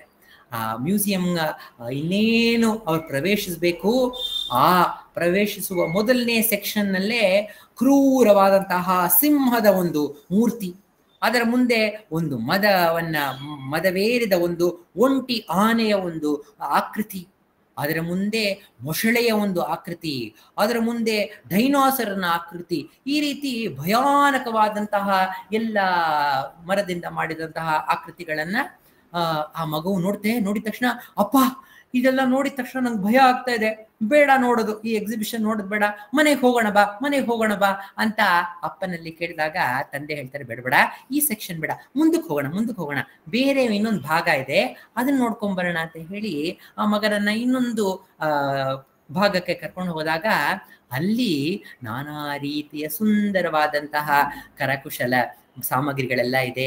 ಒಂದು ಸುಂದರವಾದ ಹೂಗುಚ್ಛ, ಒಂದು ಸುಂದರವಾದ ನವಿಲು, ಒಂದು ಜಿಂಕೆಗಳ ಒಂದು ಗುಂಪು, ಮೊಲ, ಮತ್ತೆ ಬೇರೆ ಈ ತರ ಸುಂದರವಾದಂತಹ ಎಲ್ಲ ಕಲಾಕೃತಿಗಳನ್ನ ನೋಡ್ತಾನೆ. ನೋಡಿದ ತಕ್ಷಣ ಆಹಾ ಎಷ್ಟು ಸುಂದರವಾಗಿದೆ ಈ ಕಲಾಕೃತಿಗಳು ಅಂತ ಆನಂದದಿಂದ ಇದ್ದಂತಹ ಆ ಮಗುವನ್ನ ತಂದೆ ಹೇಳ್ತಾರೆ, ಬಾ ಹತ್ರ ಹೋಗಿ ಯಾವ್ದ್ರಿಂದ ಈ ವಸ್ತುಗಳೆಲ್ಲ ಮಾಡಿದ್ದಾರೆ ಅನ್ನೋದು ನೋಡೋಣ ಬಾ ಅಂತ ಹೇಳಿ ಹತ್ರ ಹೋಗ್ತಾನೆ.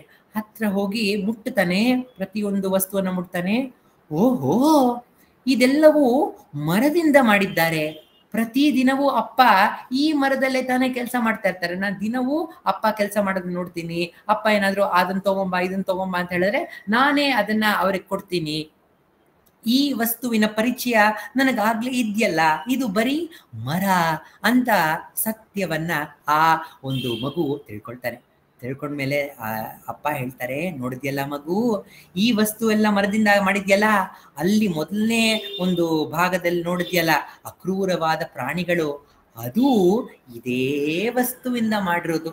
ನೀನು ಹೆದರ್ಕೋಬೇಕಾಗೇ ಇಲ್ಲ, ಬಾ ಮತ್ತೆ ಹೋಗಿ ಆ ಒಂದು ಭಾಗವನ್ನ ನೋಡೋಣ ಅಂತ ಹೇಳಿ ಮತ್ತೆ ಹೋಗಿ ಅದೇ ಭಾಗವನ್ನ ನೋಡಿದಾಗ ಈಗ ಮಗು, ಆಹಾ ಹೌದಲ್ಲ, ಇದು ಬರೀ ಮರ, ನಾನು ಹೆದರ್ಕೊಂಡಲ್ಲ ಇದನ್ನ ನೋಡಿ, ಇದು ಒಂದೇ ಮೆಟೀರಿಯಲ್ ಇಂದ ಮಾಡಿರೋದು, ಒಂದೇ ವಸ್ತುವಿಂದಲೇ ಇದೆಲ್ಲವೂ ಮಾಡಿರೋದು ಅನ್ನುವ ಒಂದು ಸತ್ಯವನ್ನ ಆ ಮಗು ತಿಳ್ಕೊಳ್ತಾನೆ.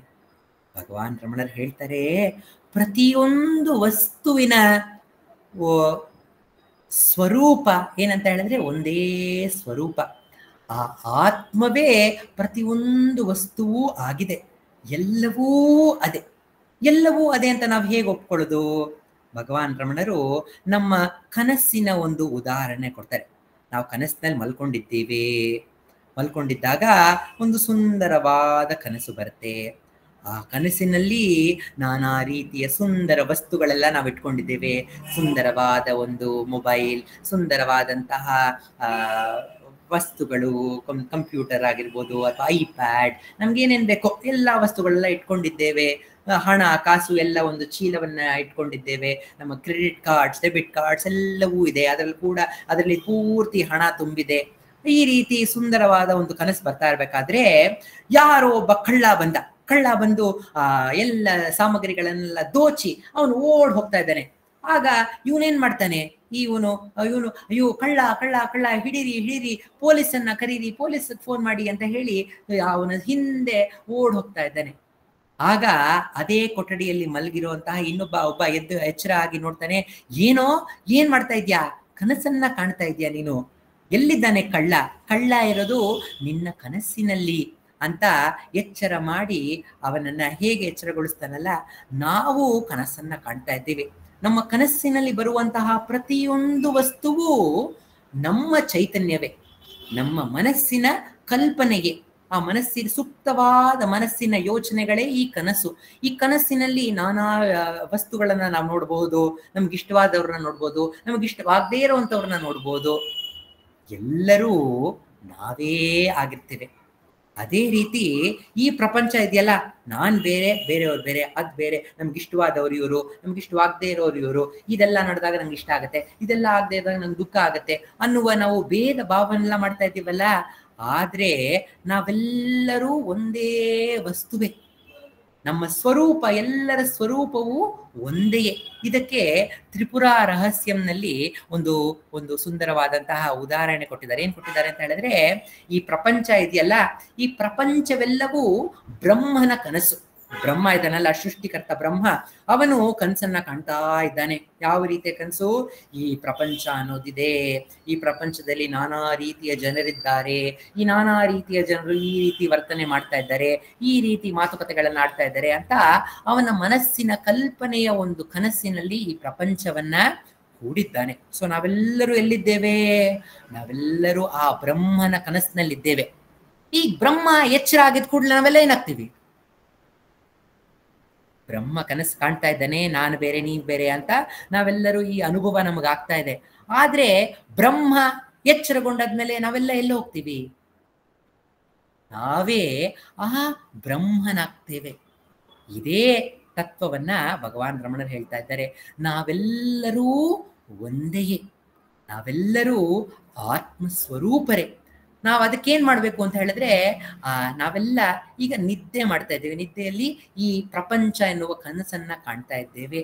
ಈ ಪ್ರಪಂಚ ಎನ್ನುವ ಕನಸು ಎಷ್ಟು ಸುಂದರವಾಗಿದೆ ಅಂತ ಹೇಳಿದ್ರೆ, ನಮ್ಮ ಕನಸು ಇದೆಯಲ್ಲ, ಚಿಕ್ಕ ಚಿಕ್ಕ ಡ್ಯೂರೇಷನ್ದು. ಒಂದ್ ಸ್ವಲ್ಪ ಹೊತ್ತು ಕನಸು ಬರುತ್ತೆ, ಎಚ್ಚರವಾದಾಗ ಕನಸು ಮುಗಿದೋಗುತ್ತೆ. ಕನಸು ಮುಗಿದೋದಾಗ ಅನ್ಸುತ್ತೆ, ಹೌದು ಅದು ಕನಸು, ಇದು ಎಚ್ಚರ ಅಂತ ನಮಗೆ ಒಂದು ಅನುಭವ ನಮಗ್ ಬರುತ್ತೆ. ಆದ್ರೆ ನಾವು ಈಗ ಕನಸಿನಲ್ಲೇ ಇದ್ದೀವಲ್ಲ, ಆದ್ರಿಂದ ಎಲ್ಲವೂ ಕನಸು, ಎಲ್ಲವೂ ನಿಜ ಅನ್ನುವ ಭಾವನೆಯಲ್ಲಿ ನಮ್ಮ ಜೀವನವನ್ನ ನಡೆಸ್ತಾ ಇದ್ದೇವೆ. ಯಾವಾಗ ನಾವು ಎಚ್ಚರಗೊಳ್ತೀವೋ, ಯಾವಾಗ ನಮ್ಮ ನಿಜ ಸ್ವರೂಪ ಯಾವುದು ಅಂತ ನಮಗೆ ಅರಿವಾಗುತ್ತೋ, ಆಗ ನಮ್ಮ ನಿಜ ಸ್ವರೂಪದ ಅರಿವು ನಮಗಾದಾಗ ಈ ಭೇದ ಭಾವ ಎಲ್ಲವೂ ಅಳೆದು ನಾವೇ ಆ ಪರಿಪೂರ್ಣ ಆನಂದ ಅನ್ನುವ ಸತ್ಯ ನಮಗೆ ತಿಳಿಯುತ್ತೆ. ಭಗವಾನ್ ರಮಣರು ಏನ್ ಹೇಳ್ತಾರೆ ಅಂತ ಹೇಳಿದ್ರೆ, ಪ್ರತಿ ಒಂದು ಯೋಚನೆ ಬಂದಾಗ್ಲೂ ಕೂಡ ಅದು ಏನು ಅಂತ ಹೇಳಿದ್ರೆ, ನಾವು ನಮ್ಮ ನಿಜ ಸ್ವರೂಪವಾದ ಆನಂದವನ್ನ ಬಿಟ್ಟು ನಾವು ಬೇರೆ ಎಲ್ಲೋ ಬರ್ತಾ ಇದ್ದೇವೆ. ಬೇರೆ ಎಲ್ಲೋ ಬಂದು ನಾವು ಈ ಪ್ರಪಂಚವೆಲ್ಲ ಸುತ್ತಾಡ್ತಾ ಇದ್ದೀವಿ. ನಾನಾ ಯೋಚನೆಗಳ ಮೂಲಕ ಈ ಪ್ರಪಂಚವನ್ನ ಸುತ್ತಾಡ್ತಾ ಇದ್ದೀವಿ. ಇದರ ಎಕ್ಸಾಂಪಲ್ ಏನು ಅಂತ ಹೇಳಿದ್ರೆ, ಒಬ್ಬ ಒಂದು ಆಲದ ಮರದ ಒಂದು ನೆರಳಿನಲ್ಲಿ ಕೂತ್ಕೊಂಡಿದ್ದಾನೆ, ಹಾಯಿ ಕೂತ್ಕೊಂಡಿದ್ದಾನೆ. ಕೂತ್ಕೊಂಡು ನನಗೆ ಬೇಸರ ಆಯ್ತು ಅಂತ ಹೇಳಿ ಹೊರಗಡೆ ಹೋಗಿ ಈ ಪ್ರಪಂಚ ಎಲ್ಲ ಸುತ್ತಾಡ್ಕೊಂಡ್ ಬಂದು ಬಿಸಿಲಲ್ಲಿ ಸುತ್ತಿ ಸುಸ್ತಾಗಿ ಮತ್ತೆ ಹೋಗಿ ನೆರಳಲ್ಲಿ ಕೂತ್ಕೊಳ್ಳೋಣ ಅಂತ ಅವನ ಮನ್ಸು ಕನ್ಸುತ್ತಲ್ಲ, ಆಗ ಮತ್ತೆ ಹುಡ್ಕೊಂಡ್ಬಂದು ಮತ್ತೆ ಅದೇ ಮರದ ಅಡಿಯಲ್ಲಿ ಬಂದು ಕೂತಾಗ, ಆಹಾ ಎಷ್ಟು ಚೆನ್ನಾಗಿದೆ ಈ ನೆರಳು ಅಂತ ಅವನು ಹೇಳ್ತಾನಲ್ಲ, ಆ ರೀತಿ ನಮ್ಮ ನಿಜ ಸ್ವರೂಪವೇ ಆನಂದ. ಅಲ್ಲೇ ನಮಗೆ ಬೇಕಾಗಿರುವ ಆನಂದ ಎಲ್ಲ ಅಲ್ಲೇ ಸಿಗೋದು. ಆದ್ರೆ ನಾವು ಅದನ್ನ ಮರೆತು ನಾವು ಹೊರಗಡೆ ಆ ಬಿಸಿಲಲ್ಲಿ ನಾವು ಓಡಾಡಕ್ ಬಂದಿದ್ದೇವೆ. ಬಿಸಿಲಲ್ಲಿ ಸುಸ್ತಾಗಿ ನಮ್ಗೆ ಯಾವಾಗ ಮತ್ತೆ ನಾವು ಅದೇ ಮರದ ಅಡಿಗೆ ಹೋಗ್ಬೇಕು ಅಂತ ನಮ್ಗನ್ಸುತ್ತಲ್ಲ, ಆಗ ನಾವು ಆತ್ಮದ ಕಡೆಗೆ ತಿರುಗ್ತೀವಿ. ಆತ್ಮದ ಕಡೆಗೆ ತಿರುಗಿ ಮತ್ತೆ ಆ ಮರದ ಅಡಿಯಲ್ಲಿ ಬಂದಾಗ, ಆಹಾ ಅಂತ ನಮಗೆ ಆ ಮರದ ಅಡಿಯ ಇರುವ ಒಂದು ಸುಖ, ಇದೇ ಶಾಶ್ವತವಾದ ಸುಖ ಅನ್ನುವ ಅನುಭವ ನಮಗಾಗತ್ತೆ. ಆಗ ನಾವು ಆತ್ಮವಾಗೇ ನೆಲೆಸ್ತೇವೆ. ಈ ಯೋಚನೆಗಳು ಎದ್ದಾಗ ಆ ಯೋಚನೆಗಳನ್ನ ಹಿಂಬಾಲಿಸದೆ, ಯಾರಿಗೆ ಈ ಯೋಚನೆ ನನಗೆ, ಹಾಗಾದರೆ ನಾನು ಯಾರು ಎನ್ನುವ ಪ್ರಶ್ನೆಯನ್ನ ಮಾಡುತ್ತಾ ಈ ನಮ್ಮ ಗಮನವನ್ನ, ಹೊರಮುಖವಾದ ನಮ್ಮ ಗಮನವನ್ನ ಮತ್ತೆ ಆತ್ಮದೆಡೆಗೆ ತಿರುಗಿಸ್ಬೇಕು. ತಿರುಗಿಸಿದಾಗ ಮತ್ತೆ ನಮ್ಮ ಗಮನ ಆತ್ಮದ ಕಡೆಗೆ ತಿರುಗಿ ತನ್ನ ಮೂಲವಾದ ಹೃದಯವನ್ನ ಯಾವಾಗ ಸೇರುತ್ತೋ, ಆಗ ನಮ್ಮ ನಿಜ ಸ್ವರೂಪವೇ ಅವ್ಯಯವಾಗುವ, ಅಂದ್ರೆ ಯಾವುದೇ ಖರ್ಚಾಗದೇ ಇರುವಂತಹ, ಯಾವಾಗ್ಲೂ ಇರುವಂತಹ ಎಟರ್ನಲ್, ಅನ್ಲಿಮಿಟೆಡ್ ಮತ್ತೆ ಅಭವ, ಯಾವುದೇ ಹೊರಗಿನ ಕಾರಣಕ್ಕೆ ಹೇತುವ ಇಲ್ಲದಂತಹ ಒಂದು ಆನಂದ ನಮ್ಮದು. ಮತ್ತೆ ಪರಿಪೂರ್ಣವಾದ ಆನಂದ ನಮ್ಮದು. ಸಚ್ಚಿತ್ ಆನಂದವೇ ನಮ್ಮ ನಿಜ ಸ್ವರೂಪ ಅನ್ನುವ ಸತ್ಯ ನಮಗೆ ತಿಳಿಯುತ್ತೆ. ಈ ಸಾಧನೆಯನ್ನ ಯಾವಾಗ ಮಾಡಬೇಕು ಅನ್ನೋದಕ್ಕೆ ಭಗವಾನ್ ರಮಣರು ಒಂದು ಉಪದೇಶವನ್ನ ಕೊಡ್ತಾರೆ. ಒಬ್ಬ ವ್ಯಕ್ತಿ ಒಂದು ಹಳ್ಳಿಯಲ್ಲಿದ್ದಾನೆ, ಅವನ ಗೆಳೆಯರೊಂದಿಗೆ ಕಾಲವನ್ನ ಕಳೀತಾ ಇದ್ದಾನೆ. ಅವನ ದಿನವೂ ಏನ್ ಮಾಡ್ತಾರೆ ಅಂತ ಹೇಳಿದ್ರೆ, ಅವರ ಹಳ್ಳಿಯಲ್ಲಿರುವ ಒಂದು ಬಾವಿಯಲ್ಲಿ ಅವರೆಲ್ಲೂ ಈಜಾಡ್ತಾ ಇರ್ತಾರೆ, ಆನಂದದಿಂದ ಆಟ ಆಡ್ತಾ ಇರ್ತಾರೆ. ಆದ್ರೆ ಒಬ್ಬ ವ್ಯಕ್ತಿಗೆ ನನಗೆ ಮೆಡ್ರಾಸ್ನಲ್ಲಿ ಅಂತ ಹೇಳಿದ್ರೆ ಚೆನ್ನೈನಲ್ಲಿ ಕೆಲಸ ಸಿಕ್ಕಿದೆ, ನಾನು ಅಲ್ಲಿಗೆ ಹೋಗ್ತೀನಿ, ನಾನು ಅಲ್ಲಿಗೆ ಹೋಗಿ ಮನೆ ಎಲ್ಲ ಸಿಕ್ಕಿದ ಮೇಲೆ ನನಗೆ ಸಂಬಳ ಎಲ್ಲ ಬಂದ್ಮೇಲೆ ನೀವೆಲ್ಲ ಬನ್ನಿ, ನನ್ನ ನೋಡಕ್ ಬನ್ನಿ, ನಾನು ನಿಮ್ಗೆಲ್ಲರಿಗೂ ನಾನು ಒಂದು ಪತ್ರ ಬರೆದು ಕಳಿಸ್ತೀನಿ ಅಂತ ಹೇಳಿ ಅವನು ಆ ಚೆನ್ನೈಗೆ ಹೋಗ್ತಾನೆ.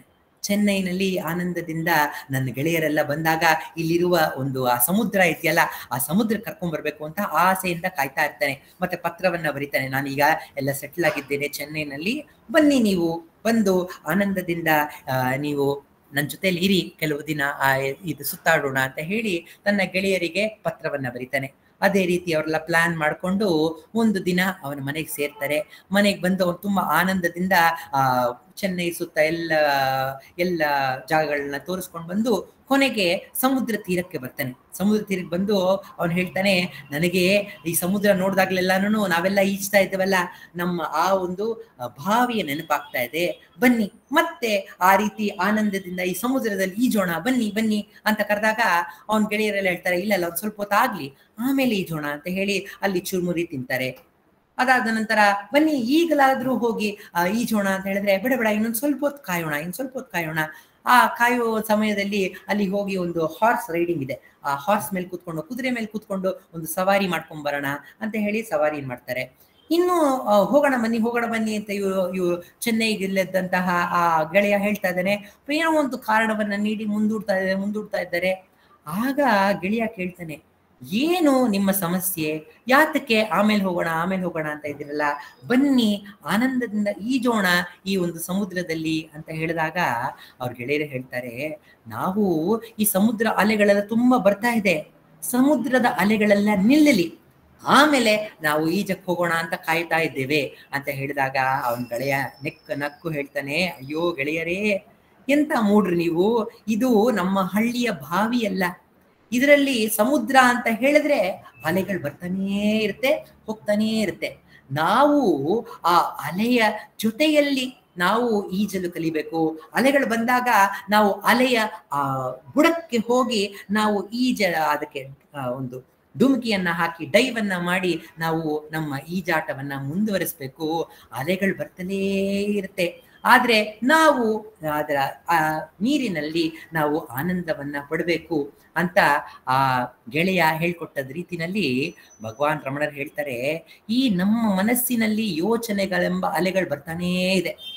ನಾನು ಆತ್ಮವಿಚಾರನವೇ, ಯೋಚನೆ ಎಲ್ಲ ನಿಂತೋಗ್ಲಿ, ಈ ಕೆಲಸವೆಲ್ಲ ಮುಗಿದೋಗ್ಲಿ, ಆಮೇಲೆ ನಾನು ಆತ್ಮವಿಚಾರವನ್ನ ಮಾಡ್ತೇನೆ, ತುಂಬಾ ಬ್ಯುಸಿಯಾಗಿದ್ದೀನಿ ನಾನು, ಆಮೇಲೆ ಆತ್ಮವಿಚಾರವನ್ನ ಮಾಡ್ತೇನೆ, ಈ ಕೆಲಸ ಎಲ್ಲ ಇದೆ, ಆ ಕೆಲಸ ಎಲ್ಲ ಮುಗಿದೋಗ್ಲಿ, ಮುಂದಕ್ಕೊಂದು ಊರಿಗೆ ಹೋಗೋ ಒಂದು ಪ್ಲಾನ್ ಇದೆ, ಆ ಊರಿಗೆ ಹೋಗಿ ಬಂದಾದ್ಮೇಲೆ ನಾನು ಆತ್ಮವಿಚಾರವನ್ನ ಮಾಡ್ತೀನಿ ಅಂತ ನಾವು ಮುಂದೂಡ್ತಾ ಇದ್ರೆ, ಆತ್ಮವಿಚಾರವನ್ನ ಮುಂದೂಡ್ತಾ ಇದ್ರೆ ಆತ್ಮಕ್ಕೆ ಯಾವ ಒಂದು ಪ್ರಾಬ್ಲಮ್ಮು ಇಲ್ಲ, ಅದು ಸದಾ ಆನಂದಮಯವಾಗಿ ಸದಾ ಬೆಳಗ್ತಲೇ ಇದೆ. ನಾವು ನಮ್ಮ ಜೀವನವನ್ನ ದುಃಖದಲ್ಲಿ ಕಳೀತಾ ಇರೋ ರೀತಿಯಲ್ಲಿ ಆಗತ್ತೆ.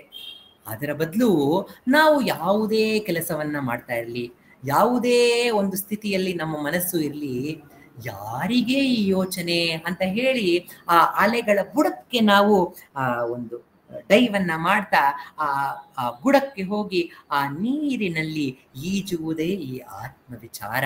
ಈ ಆತ್ಮವಿಚಾರವನ್ನ ರಮಣರು ಹೇಳ್ತಾರೆ, ಸಂತತಂ ಶಲಿಪರ ಸಂತೋಷ ಮಾಹವೇ ಅಪ್ಪಳಮಿಟ್ಟು ಪಾರು ಅಂತ ಅಪ್ಪಳದ ಹಾಡಿನಲ್ಲಿ ಅವರ ತಾಯಿ ಹೇಳ್ತಾರೆ. ಈ ಆತ್ಮವಿಚಾರವನ್ನ ನಾವು ಯಾವುದೇ ಸ್ಥಿತಿಯಲ್ಲಿರ್ಲಿ, ಆನಂದದಿಂದಿರ್ಲಿ, ದುಃಖದಲ್ಲಿರ್ಲಿ, ಕೆಟ್ಟ ಒಂದು ನಾವು ನಮ್ಮ ರೆಸ್ಟ್ ರೂಮ್ನ ಯೂಸ್ ಮಾಡ್ತಾ ಇರಲಿ ಪರವಾಗಿಲ್ಲ, ನಾವು ಒಂದು ದಾರಿಯಲ್ಲಿ ನಡ್ಕೊಂಡು ಹೋಗ್ತಾ ಇರಲಿ, ಒಂದು ಬಸ್ನಲ್ಲಿ ಹೋಗ್ತಾ ಇರಲಿ, ಟ್ರೈನಲ್ಲಿ ಹೋಗ್ತಾ ಇರಲಿ, ಒಂದು ನಾವು ಫ್ಲೈಟ್ನಲ್ಲೇ ಹೋಗ್ತಾ ಇರಲಿ, ಎಲ್ಲೇ ಹೋಗ್ತಾ ಇದ್ರು, ಯಾವುದೇ ಒಂದು ಪರಿಸ್ಥಿತಿ ಇದ್ರೂ ನಾವು ಆತ್ಮದ ಕಡೆಗೆ ತಿರುಗಬಹುದು.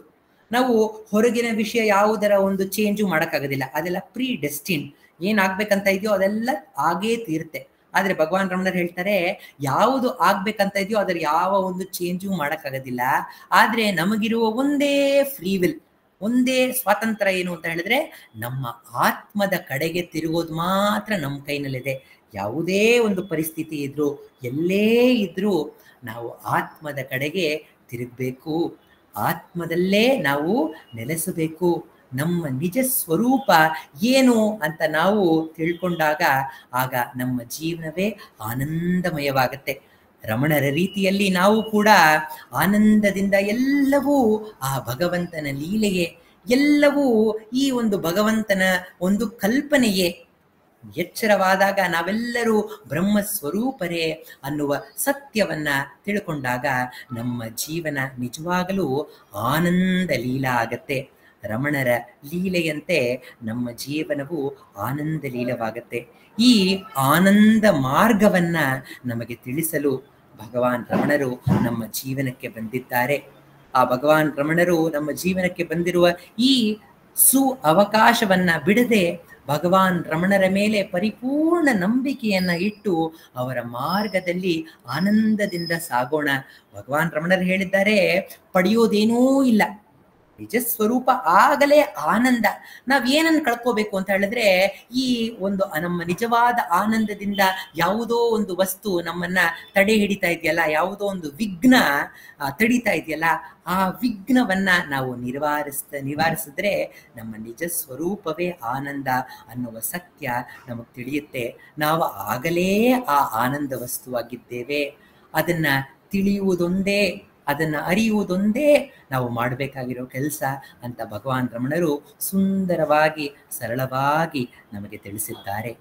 ಆ ರಮಣ ಮಾರ್ಗದಲ್ಲಿ ಆನಂದದಿಂದ ನಡೆಯೋಣ ಅಂತ ಹೇಳ್ತಾ, ಈ ಒಂದು ಮನನವನ್ನ ಮಾಡಲು ಅವಕಾಶವನ್ನ ನೀಡಿದಂತಹ ಮೆಡಿಟೇಷನ್ ಅಂಡ್ ಸ್ಟಡಿ ಸರ್ಕಲ್ನ ಎಲ್ಲ ಸತ್ಸಂಗಿಗಳಿಗೆ ಹಾಗೂ ವಾಣಿ ಹಾಗೂ ವಾಸುದೇವರವರಿಗೆ ನನ್ನ ಅನಂತ ಧನ್ಯವಾದಗಳು. ಓಂ ನಮೋ ಭಗವತೆ ಶ್ರೀರಮಣಾಯ.